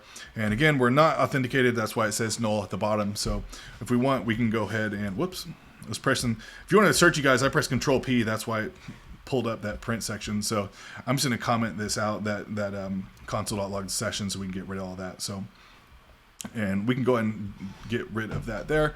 So we're done with the navbar. What I want to do next is actually go to, we're actually going to build out the layout of our site, right? And I'm going to start with our side menu here, which is compressed there. Once we get past our breakpoint, you'll see, and I'm going to actually just keep our spec open so that way we can see I like to see that whenever I scroll or slide the menu, you can see our pixels. So it looks like at extra large, which is 1280 right there, boom.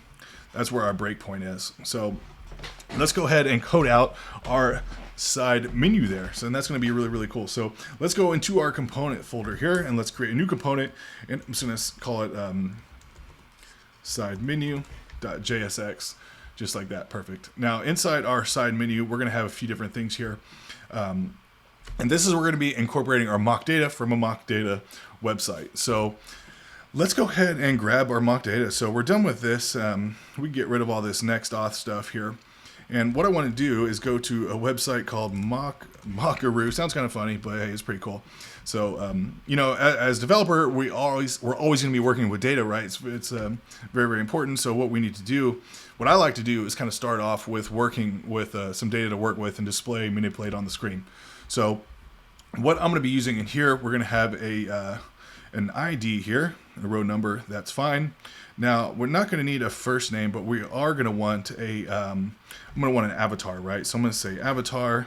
Then in here, what we can do is, and this is a really, really cool service. And by the way, it's completely free. They do have a paid version, but I'm not going to need, I've never had to use that. So there's what we need right there. Perfect. So we have our avatar, and you can change out all these file functions or all the file. You can customize them however you see fit. So, but this is going to do for now. So our avatar, and then next, what we're going to want is I'm going to say username. And for the username, these could create all kinds of things, but they actually have a username in here, and this creates like a funny little name there, kind of like you see here. So these are all usernames that are generated. Then this name right there that you see in the gray, what I'm going to do there, username, email. So this is actually going to be I'm going to say game name, right? And then this is actually an app name according to them. And then what we're going to want is a rank, and in here I'm just going to use a number, just like that. And we can delete this last one there, and generate 1,000 rows by default. You know, we don't need that many. We don't even need 100. In fact, I'm just going to keep it at I think I have it at 10. So I'm going to look at my notes here. Yeah, we're just going to need 10 here, okay? And let's go ahead and just preview. Looks good. That's what we want right there. So go ahead and close. So what I'm going to do is see, download. Let's just go ahead and download the data here, and it puts it into a CSV file. I wonder if we can save it as a save as. Let's see here, because I want to save this as a not CSV. Let's save it as a JSON file, so don't worry about that there. So go ahead and download the data there, and I'm just going to show this in a new window. I'm going to pull that out here. So inside here, just open it up, and this is what it opened up, you guys. If you click on it, this is what it opened up right there. So go ahead and save that. That's what we want to do right there. And so now we have all this data that we can access, right? So, but we need to export this. Mock data. It's actually, I just pulled it into this application. I'm going to close it for now. So inside here, I'm going to pull it down. So this is what it saved right here. I'm just going to delete this one here. Let's see my files. So we'll just say data, no, mock-data.json, okay, and that's fine right there. So inside here, doesn't really matter where you put this. I'm going to make a new folder called data, and then in here, what I'm going to do is just pull that into our data folder, okay, so we can get rid of that box. Now inside this is our data that we're going to be using, and we just need to export this so we can grab it from another file. So export const, and we're just going to say that I'll say it's a recommended channels, just like that. And this actually, we can't export this. It's a JSON file. What we can do, we'll just make it .js. That way we can export it just like that. Okay, and it's going to work all the same. So it's just in JSON format, not in a JSON file. So that's all we need to do there. Now inside of our build here, you'll notice we have like a top recommended channels and top channels here. And basically it's the same thing. It actually is the same information. But on this bottom, I think I just left a 4 out of there. So what I'm going to do is just copy this down. And that copied it down, you guys. So let's go in here, and I'm just going to change this to top channels. Just like that. I'm going to bring that down. And then I'm just going to delete anything after, like, I'll say, I'm just going to leave 4 of them in here. And I think that should be fine right there. So now we have access to these here. So what I want to do next, we can actually build out our component here with some actual data that we can use. So I'm going to leave that open there. And so for our side menu here, RAFCE, guys, can generate our functional component. And that, in case you're wondering, that shortcut is actually React Redux ES7 snippets plugin that you can download for free in the plugin. So that is just save some time, so you don't have to write out import and const, and then export it. So what we want to do here, okay, so we have our side menu, and let's go ahead and import our data, right? So what we want to do is just import just like that, and this needs to be in brackets. Damn it. Okay, import, let's see, rec channels, just like that. And let's do the same thing for top channels, just like that. Hey, there we go. Now we have access to this. So what we want to say here, this is our div, and I like to see what we can looking at here. I'm gonna leave it open there. So what we want to say here, let's give this a class name, and we're gonna say fixed width 14. Anything above small. We're doing lots of media queries here. So width, anything above the small, which is 640 pixels, we're going to say width 16. And then anything above extra large, we're going to say width. We're just going to give it a custom value here of 15 rem. Height is going to be 100% of the screen, P-2. And then a BG, we're using that kind of gray as our nav bar as well. So it is, let's see, 0E0E10. So, and where we want to import this actually, so we're going to create a few other components here so we can actually display them on the screen. But the way I decided to lay this project out, and there's all different kinds of ways you can lay this out, but we're going to have a, whoops, I'm sorry, not a folder. Inside the components, we're going to have a layout.jsx, okay, RFCE, and then we're also going to have a main.jsx, which we're going to work with in a minute. But inside our layout, what we want to do here is this, we're going to bring in our layout of our page here, and that way it's just easier to manage. Okay, so for our layout inside here, we're going to have a side menu, and this is where we're going to bring in our side menu there. Now we should see it. Let's see here, side menu. So inside of here, we're going to give this some class names, right? So we want to see padding top 100 and, or sorry, 60 pixels only, not 100, but 60 pixels. And then also flex and width full, okay? So we have our side menu in there. Then we're going to come back and have our main, just like that. But we don't have anything in our main yet, so let's see if we can just import that. Not from the document, but there we go. That's what we want right there, perfect.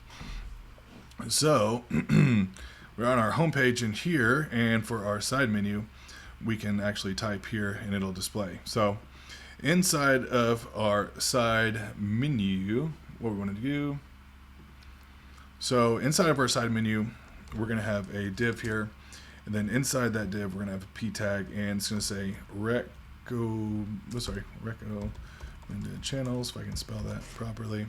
Recommended channels, and then another p tag, and inside here we're going to have these some dots that we're going to use, or a little movie icon here. So let's go ahead and import that. It's going to be, oh sorry, we're going to say what is it, RI movie line, just like that.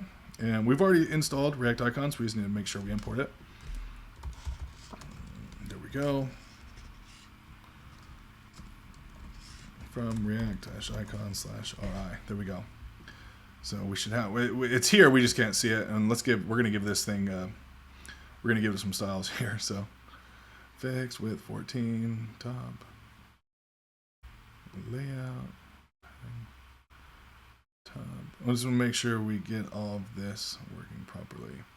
So inside of our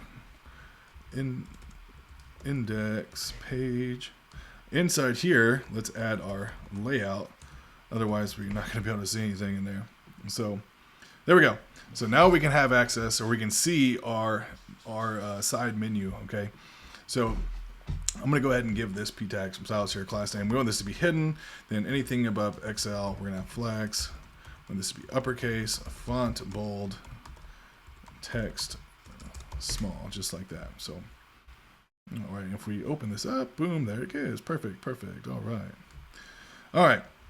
So what we want to do next is this little p tag here on the movie line. I'm going to give it some class names, not in the p tag, but inside this icon.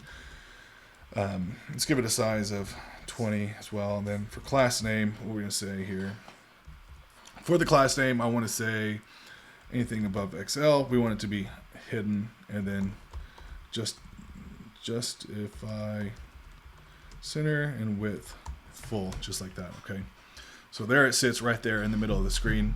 Now what we can do next is, actually we have access to our data. What we can do is just map through all of our data that we have in our external files. So what we can say here is we'll open up some curly brackets, and this is where we're going to map through our data. So what we're going to say here is we're going to map through our recommended channels first. So I'll say rec channels, and we have access to this, right? Dot map, okay, and then we're going to take in, we'll say item, and we also have an index, and then we'll just map through our data here. So we're going to have a div here, and inside this div we need to give a key index. That way we won't get any complaints from Next.JS. Channels, perfect. Okay. And let's go ahead and give this class name, give this div class name. So for this class name, I want to say inline flex, just like that. Items, sender, width, full, and then py 2 pixels. Now inside this div, what we're going to display is our, let's see, start with our image. So we'll have a div, Oh, I really hate how it doesn't automatically get used to the snippets here. So inside here, let's have our our image, and we can import that from Next.js. And what we want to have is a source here, and in here we're going to say item.avatar, and our, just so you know where we're getting that, is that we're grabbing our avatar from right there. Okay.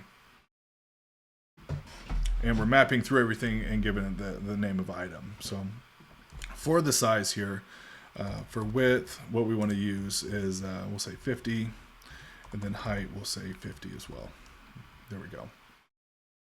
And I'm just going to give it an alt tag, and for the alt tag, item.username. And again, just like we've run into in the past, it's wanting that host name configured in the next.config. So again, it tells us it's that robohash.org. So let's just copy that. You guys probably know what to do by now. We're going to go into this next.config file, and we're just going to add it in here as a string. Go ahead and save there. So that robo.hash. And again, we got to restart our server. And now we should be able to actually see the data that we're working with. You should see our avatars. There you go. Look at that, you guys. Looking nice so far. Looking good. All right, so now that we're mapping through all that stuff, after our image, what do we want to add? So let's go outside of that div. We're going to add another div here. So another div, and inside here, I want to add a p tag, and before I actually do that, we're going to add a div here, and then we're going to have a p tag, and inside here is going to be the item.username, just like so. And then we're going to have another p tag, and inside here is going to be item.game name, just like that. And we want this to be gray. It's under that breakpoint where our avatar is not showing. Oh, what's going on here? Our avatar is not showing for some reason. Let's go ahead and get rid of this and do some troubleshooting here.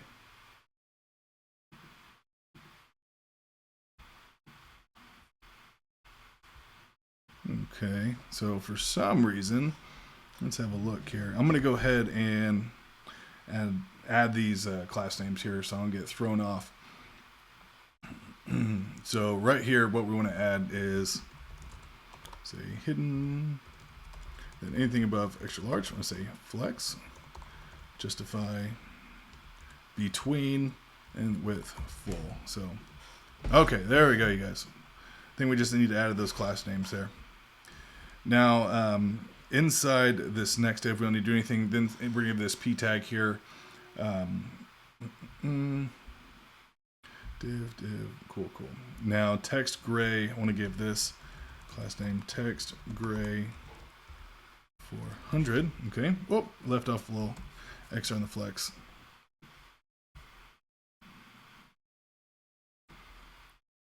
So I think I just messed up on our image here.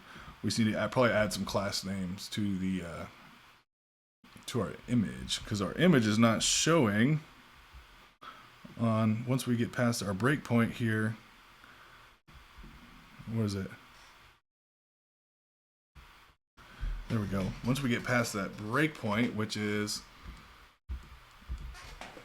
let's see,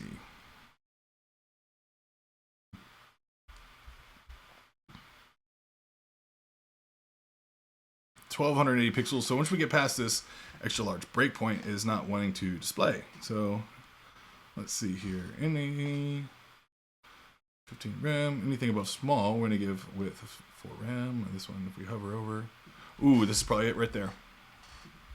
Hey, there we go. You guys probably saw that and you're like, oh, what an idiot. How do you miss that? Sorry, I can take it. Okay, so everything is looking good so far. We just need to add some more styles. Okay, so the game name is done. Underneath this, underneath that div there, we're gonna add another p tag, and we're gonna use another, let's see, bs dot. There we go. And make sure you import this. Did it import it? It's cool. Import bs dot from React icon slash. Okay, should be all we need to do. There we go. And for this here, we're going to give it a size of 20, and let's give it a class name. Inside here, we're going to say anything above large,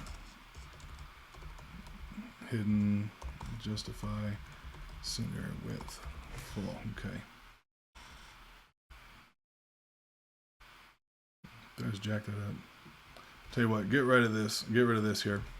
Sorry. I was going to say this is red. And for the size, I'm going to make it 40. Sorry, this is just a red. Sorry, you guys. Thrown off there. So that's just this dot right here. The class name, I want it to be red. So actually, this is just going to be a property. That's a React icon property that we can use. So perfect. That's looking good so far, you guys. Looking good. Now, I think that's all we need to do here in this p tag. Probably give this a class name, flex.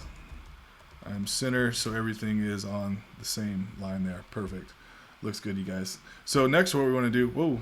Next, what we want to do is add in a little number there off to the side, so we can have like view count or whatever it is there. So let's go ahead and do that next. And so see, add that in after the icon. We'll just add it on the same line. We'll say item.rank, which is we're also pulling from our data there.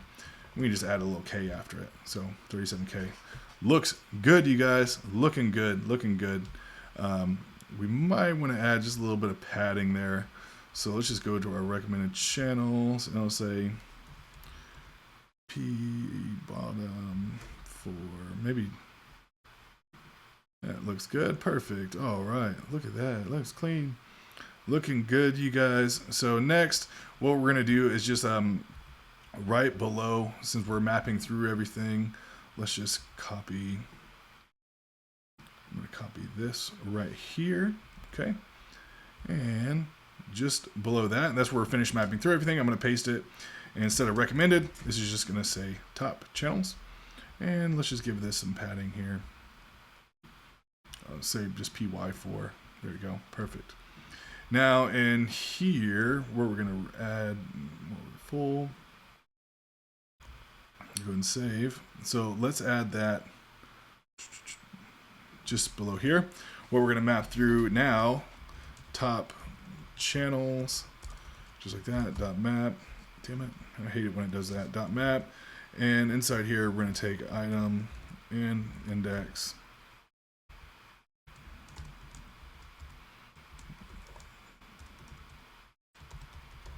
Perfect, and let's just give this a key of index. There we go. Now we're just going to use the same. Let's just go ahead and copy that so we can use the same thing. It'd probably be easier. Save. There we go. Perfect. Now inside here, what we're actually probably just going to use the exact same things. So, you know what? Let's just copy from this image. We'll just copy that right there. And we're just going to paste this inside. So let's just go ahead and paste. Shouldn't get any errors. And now we have the top channels down here as well.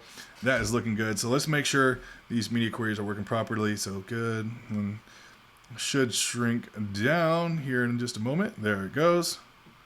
Perfect. So that is looking good right there, you guys. And just to make sure, now we're on mobile device here, like an iPhone or something here. iPhone XR. Perfect. That is what we want, you guys. Make sure everything is working properly.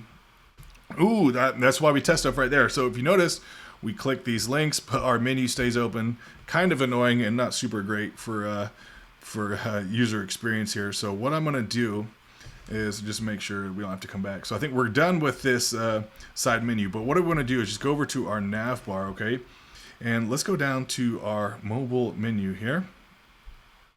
Hamburger menu, mobile menu. So right in here, and we want to add this to the list item, not the actual link, the list item, okay? So what we're going to do, I'm holding down the option button or alt button if you're on a Mac. I actually just got a new keyboard, by the way, guys. So I just want to throw it out there. The Logitech MX keys and also Logitech MX mouse, super, super awesome. I'm loving it. So it's really great because I was having this problem at home. I was typing on a Windows, and then sometimes or a PC computer. Then sometimes at work I was using a MacBook. So I'm really loving that keyboard. So inside here, back to business here, this list item, what we want to say is we want to have an on-click function and that to where we close the menu. Okay, so we're going to say on-click here, and what we're doing with that option button allows us to type on multiple lines at the same time. So what we can do here is just run the run a function, the little arrow function here, and we can just set nav to false, just like that. So now whenever we click on something, boom, it closes our menu. Perfect. Look at that, you guys. Okay, so everything is looking good. We are done with that side drawer. Looking good, you guys. Make sure everything's working properly. Awesome, awesome, awesome. I like that. Smash the like button, you guys. Feel like you're getting some value out of this. Now, what I want to do next is let's use our. What I want to do next is actually add in our like video right here. Okay. So let's go ahead and do that next. So let's get rid of this index, this layout. We're done with that layout. Done with the mock data. Pretty cool, by the way, using that mock data. Let me know in the comments if you've ever used the mockaroo website. Sounds kind of funny, but hey, I like it. I like it. So done with this config out for now. So inside this main component, let's look. We're gonna have a live channels. Let's go ahead and create that here. So inside here, we're gonna say live channels.jsx. Perfect. REFCE is gonna get our functional component. Okay, so let's have a look here. So let's go and say live channels, just like that. Okay. Now inside our live channels, we're gonna have an H2. There we go. H2. What's going on? See, that's what I was talking about. That's why I like to have JSX there, so you can use your snippets there. So H2, there we go. And we're gonna have a span that says live channels. Then we'll say we think you'll like, just like that. Perfect. Now let's go ahead and give this a class name here. For the H2, we're going to say text XL font bold PX2 for padding on the x-axis of 2. And inside this span, give this a class name. Go ahead and refresh. I like to see what we're doing here. Oh, we need to import. So inside our main live channels, failed to read source code. Okay, just refresh. What's going on here? No, I'm just gonna close this down. I don't see any errors.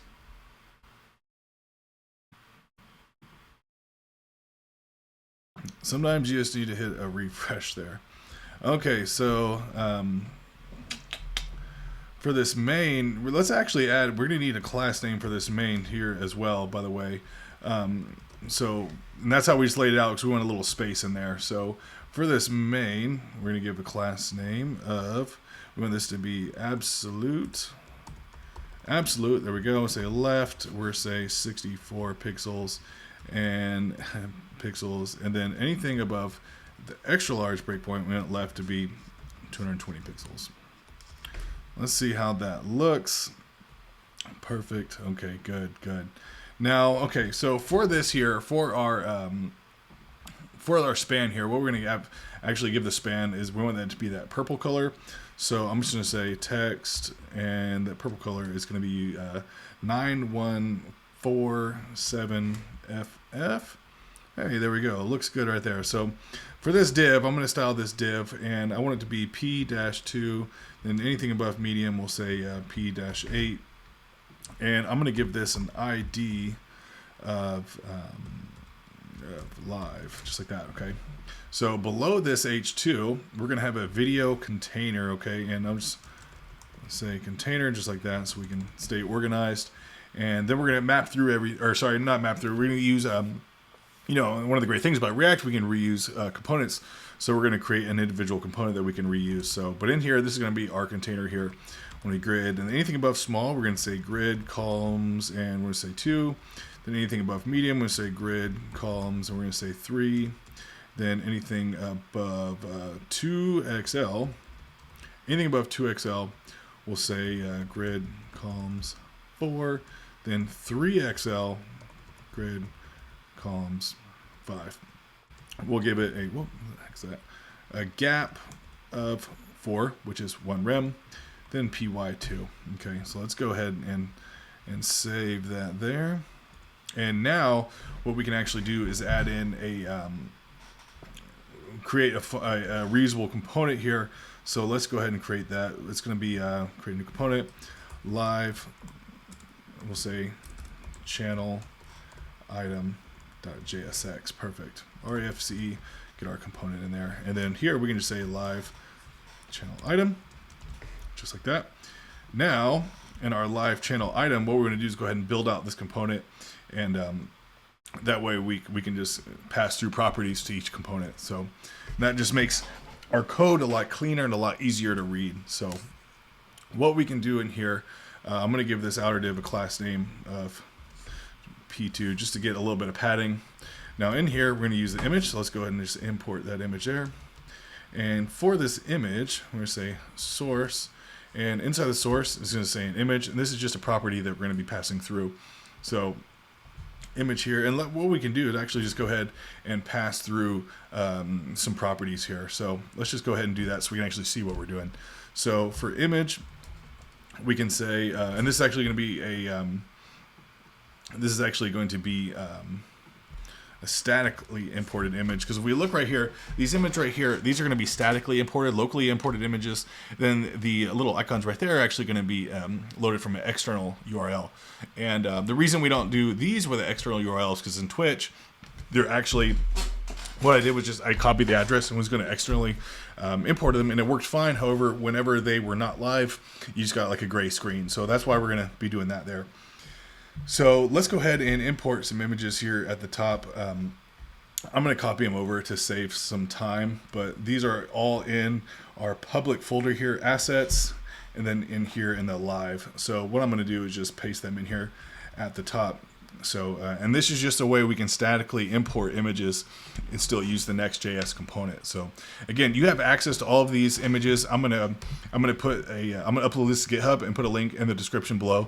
So feel free to grab them and clone them. But remember those the .env files. So remember to use your own keys when you're using the NextAuth. So just a reminder there. So live one right there, we're gonna have 10 pictures there. So live one is gonna be one property there. Shrink that down. Then our next property we're going to use is the profile image, just like that. Now this is actually going to be a string, and I'm just going to copy it over here from my notes. And I'm going to paste it in there, and I'm going to show you how to grab them if you want to grab your own too. So in fact, I'm going to copy over all of these here, and then just save it. So this is how we're using properties. So just to be clear here, we have the image here that's locally imported, okay? Then we have our profile picture that we're loading externally from a URL, external URL. And then this is the title that we're using right here. And then just some random username and game name here. So we're getting some errors. That's cool, don't worry about it. But what we need to do in order to pass these through is we need to take in the image, and we're just go ahead and destructuring everything up here. That way we don't have to type in, you know, props.image or props.profile picture, just to streamline things a little bit. Then user, and we'll say game. So now we have access to everything, and as you can see, it's loading up like that, just how we need. And then what we can do is just finish building out our component here. So underneath this, we're going to have a div, and inside this div, we're going to have another div, and then inside here, we're going to have our image. So image component, and this is going to be source. This is going to be the profile image here that we're bringing in. So, oh, we need to add in our properties here. So we need to add a height and width. You don't have to add the height and width when you're importing using a statically imported image or a local imported image, because the image is stored locally and Next.js already knows its dimensions. However, whenever you're importing from an external URL, you do have to define the width and height or use the layout fill. So, and again, I have a link on that, so I'll put it up in the corner if you want to check that out. I have a full video on that. So what we're going to say is, excuse me. So for the profile I pick here, I'm going to say width of 60, and we'll say height of 60, and then let's give it a class name, rounded full, just like that. Okay, and it's saying this, okay, so we're getting that same the error that it's not just not configured in our config file. So let's just throw that in there. Close on that poke file. So we're going to our config, and we'll just add it in right there. And again, let's restart our server.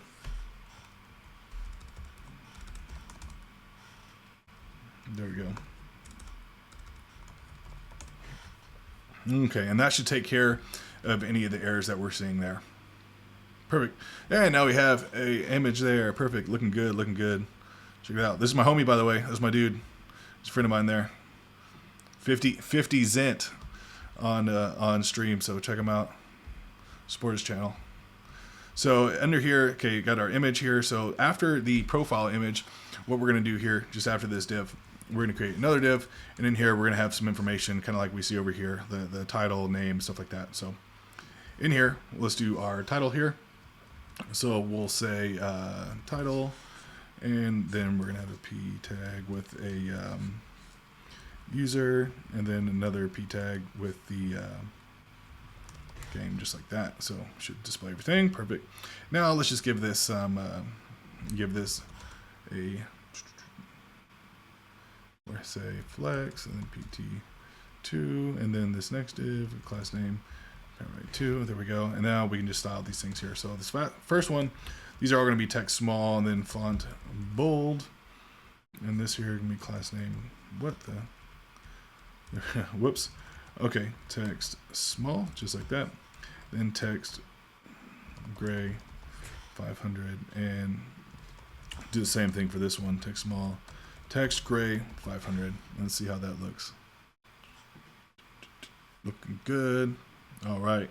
So we're done with this component. Go ahead and save that. Everything looks good. I'm giving an alt tag just so that Next doesn't start complaining to you like React does.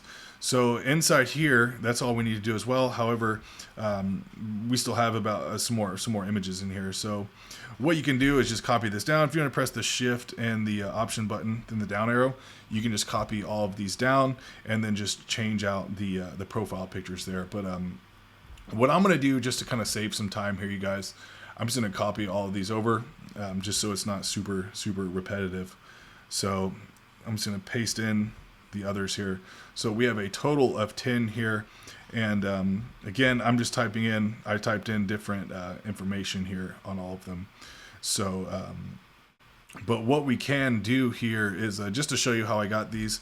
If you go to twitch.tv, so these are the little profile images. All I did is just right click here, then use the copy image address, and that's what I pasted in right there for the profile URL.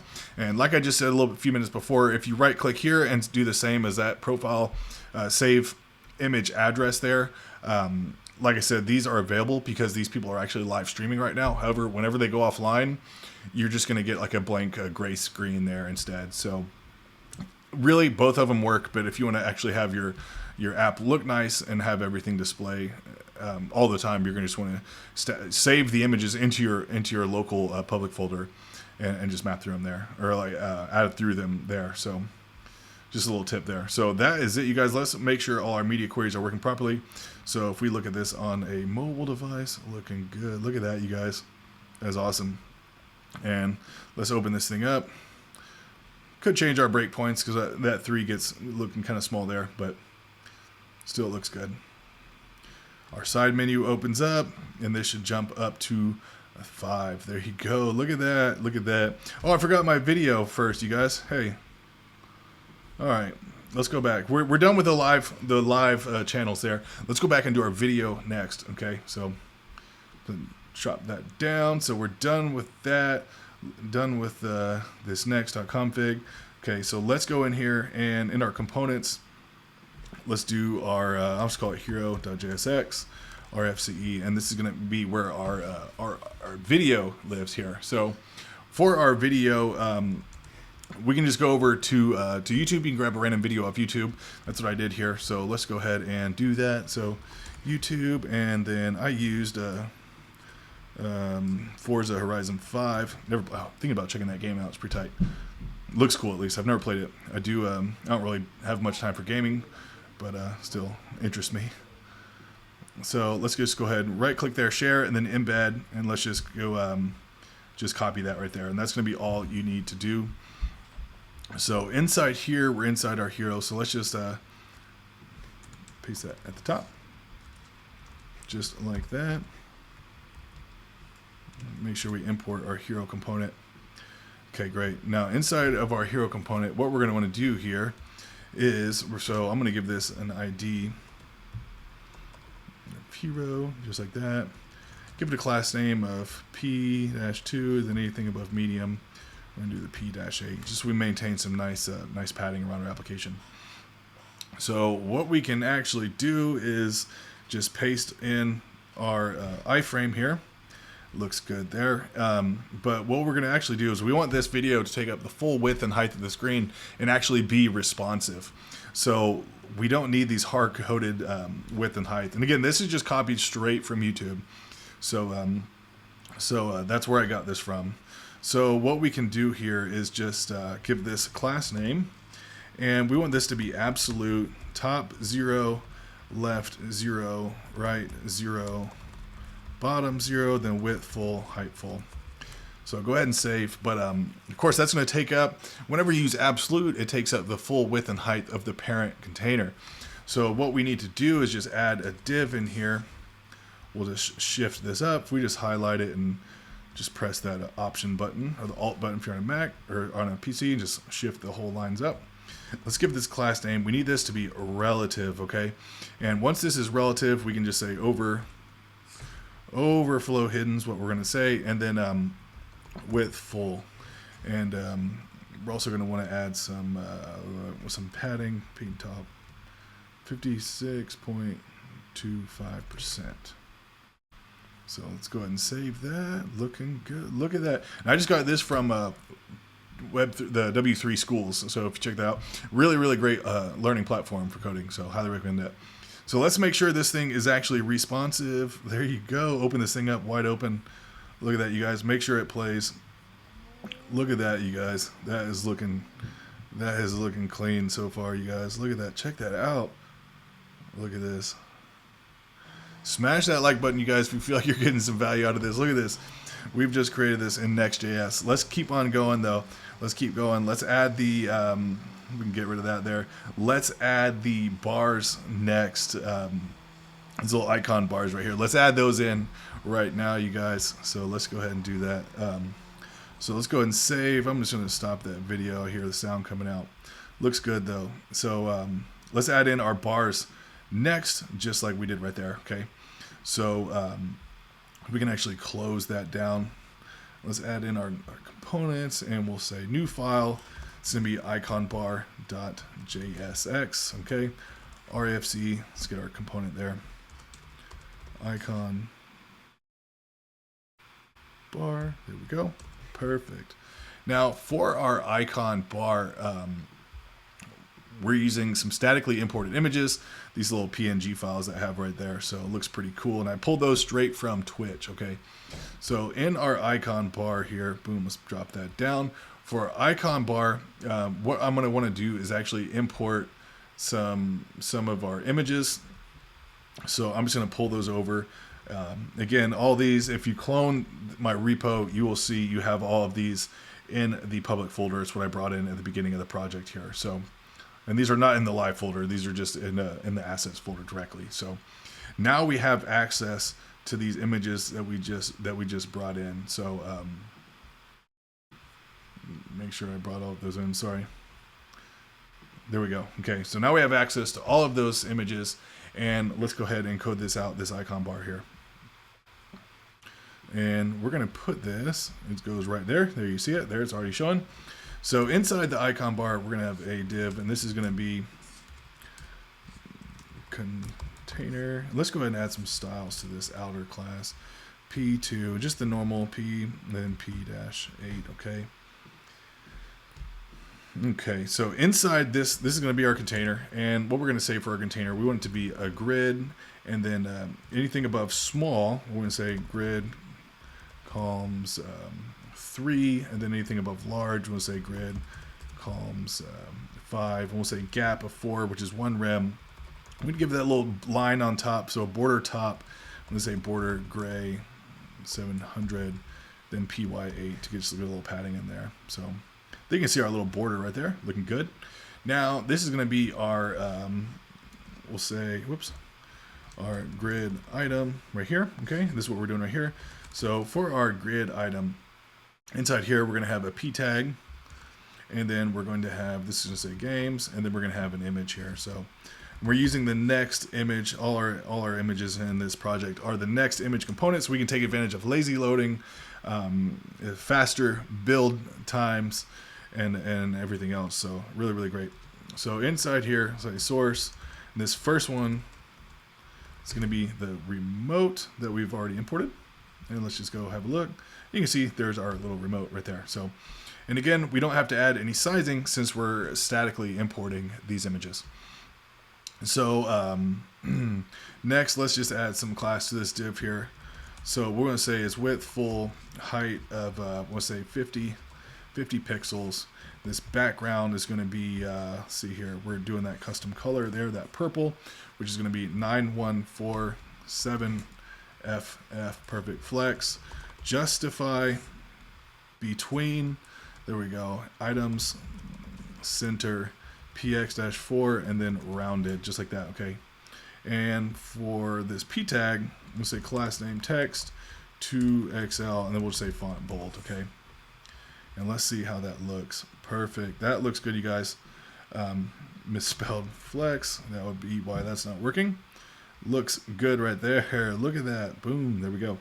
So let's go ahead and just copy this down for this little grid item. I'm going to copy in the actual item too. So we're going to have, see, 2, 3, 4, and I believe we're supposed to have 5. Okay. So IRL, then music. So let's see this next one. This one's going to say IRL, and I just redid this. Games, IRL, music, and what's this next one? Esports, and then creative. So this one's going to be esports.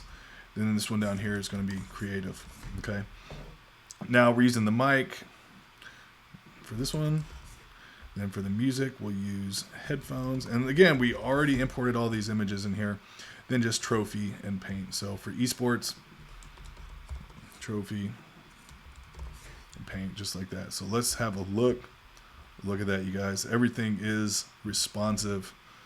Look at that. Looking clean. Look at that, you guys. Awesome. Awesome. Looks good, you guys. Smash that like button if you're getting some value out of this. All right, let's go down and finish up this thing with the categories right there, okay? So let's go ahead and done with the icon bar here. What we want to take care of next is the actual, these categories here and the category images. So, and we're going to tackle that very, very similar to how we did with the live channel, okay? Oh, is my image not working? There we go. Sorry, I've seen a lag in the camera. I'm not sure if that picked up or not. Hopefully you're still seeing me here. So almost done. I just want to push through this thing.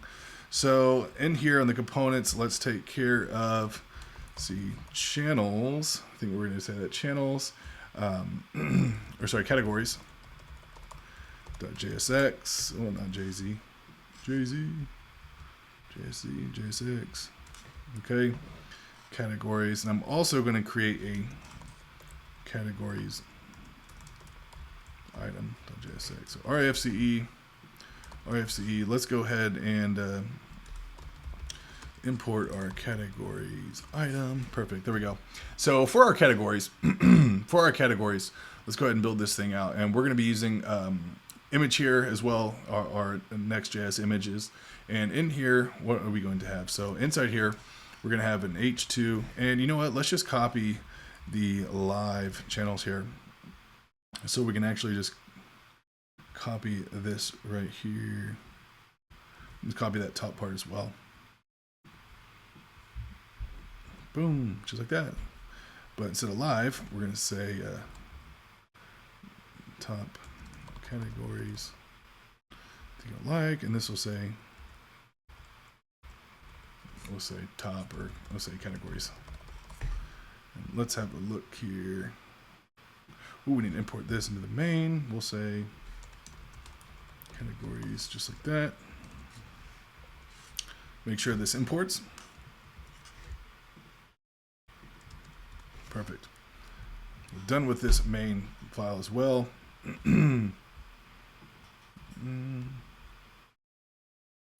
Categories, we think, oh, sorry, wrong one. All right. Okay. All right, perfect. Top categories we think you'll like, or categories we think you'll like, yeah. Okay. Categories we think you'll like. Looking good. Perfect, perfect. So in here, so make sure everything's lining up. Good. All right. So in here, what we're going to do after this div here, what we're going to add is the container. And we're going to be using grid again for this here. And for our grid, what we're going to say is, see div here, and inside here, class name grid. Let's shrink that down some, grid, and then grid columns 2. And like I said, this is a, Tailwind is a mobile first approach, so we have to design that accordingly. And then anything above medium, we'll say grid columns 4, and then anything above large, grid columns 5. And then 2XL, which I believe we set that to 1600 pixels, we'll say grid columns 10. Then a gap of 2, which is just half a rem, then PY2, okay? All right. So inside here is actually, we're going to have the category item, and let's just go ahead and we're going to just destructure that now, or break it down. So categories item, just like we did in the live channels, just like that. We're going to be passing through properties. So for our properties, let's go ahead and take care of that right now. I'm going to code out the first one, and then we can do the others here. So, and these are actually images that I copied over. Again, you can just right click on the in Twitch and bring some over. And the categories here, if I just show you where these are. So the categories here at the bottom, these where are they at? These right here. So these are the categories at Twitch. This is the twitch.tv website. So these, you can copy the address. That'll work correctly. They're not going to disappear like the live streams are. So just copy those over, and then inside here, inside our image right here, I'm just going to paste it right there. And these are properties that we're passing down. So this is not actually image component. Again, these are just properties that we're going to pass down here.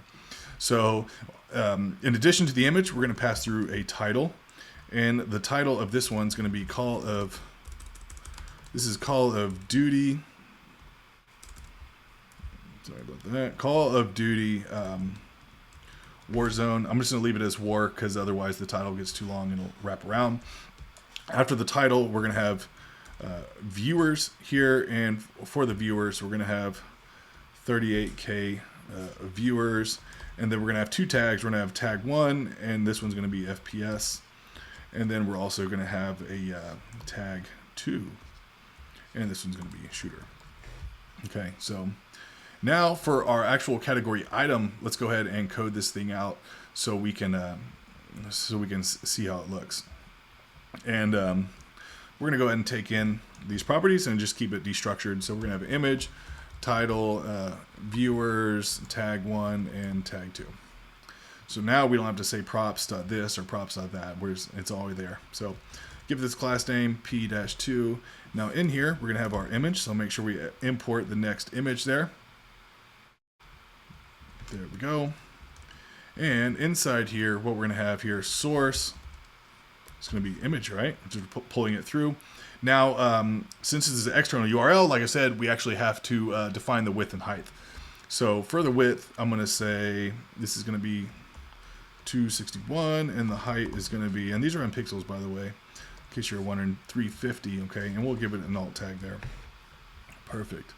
Now, it looks like it's pulling it over this one because chances are it's pulling from, if we look at we're not getting that error because of that static CDN. If we go ahead and check, I'm willing to bet that that's already in there. See, yeah, so since it's pulling from the same server as the other images, so that's why we're not getting an error in that next.config, adding the domain there, the host name. So, so that's why that is. So just below this image here, let's add another div, and in here we're gonna have a p tag. This is gonna be the title, and we're gonna have another p tag, and this is gonna be the viewers. If I can type there. Okay. So now we're seeing our viewers in there, and then just below our viewers, we're gonna have a div, and this is gonna have another div in here, and this is gonna be tag 1. Go ahead and save. There we go. And then we're gonna drop this down and have tag 2. So perfect. Now let's go ahead and style this thing. So we don't need any class there for this first p tag for the title. I'm going to give this a class name, a font bold, just like that. Now for the viewers, let's give it a class text small. There we go. Text gray, and we want this to be 500. Then py, we'll say 2 pixels, just like that. Okay. Now for this p tag, this is going to be. I want this to be in a p tag. That's not cool. Div. So this div, let's give this a class. Sorry about that. Flex. And then we should have another div around here. Let's just move that up, and this would actually just be p tag. So I'm going to go ahead and save that and just copy that there. There we go. But we'll just change this to p tag 2. And okay, so let's style this here. So class name, text small. We'll do bg gray 700 rounded full inline block p, and we'll say 2 pixels, then px3. Okay. And let's just copy that, and we'll paste it for here too. And we'll just change this to tag 2. So now looks like everything is coming in. That looks good. And what we want to do, there we go. Now they display side by side. Perfect. So that's all we need to do there. So for our categories, you saw how I added in all these properties. What I want to do next is just copy over the other ones just to save some time. But you saw how we just added everything there. So what I'm going to do next is just copy in the rest of these tags. Let's go ahead and save category. Oh, sorry, category item. So I just named them different from my initial build, but that's cool. What we can say here is category items, and then wherever it says category items, or sorry, category item, we can just change that to categories item, and we'll just change all of them. And that should take care of that. There we go. Perfect. Looking good. So we're having a little error here. As you can see, on some of these, we only have one tag. So if we're looking at our categories item here, what we have, you see this tag here, and basically if we're not passing through on some of these categories here, this next one, we're only passing through tag 1. It doesn't have a second tag. So how do we change this so if it only renders if there's 2 tags? So we're going to do that with a ternary operator, and the way we can do that, I'm just going to cut this right here. What I'm going to say here is just open up our brackets so we can do our curly brackets. We type some JavaScript, and what I'm going to look for is tag 2, and if that is true, I'm just going to paste what I just copied. Else we just want it to display null, right? So that should take care of everything. So basically what it's doing inside this div still exists, but what it's checking for if there is a tag 2, and if it's true, if it does find a tag 2, it's going to display that here. Else if it doesn't find anything, it's just going to be null, right? And it's just going to be empty. So that is all we need to do there, you guys. Let's open this thing up. Looking good, you guys. Look good. Let's go ahead and play this video. Make sure everything is working properly. I just love that, you guys. Everything is fully responsive. Make sure you smash that like button if you feel like you got some value out of this. There's still one thing we have left to do, and that's just to implement the smooth scrolling. And we've already done everything we need to do. We just need to figure some of our links here. Let's go into our Navbar here. I'll have that playing in the background. Looks nice, right? So inside here for our link, that was the home link there. What we need to do, all we need to do here is just add the, see that one was live. And then this one here was the categories. Just add in the little number sign there.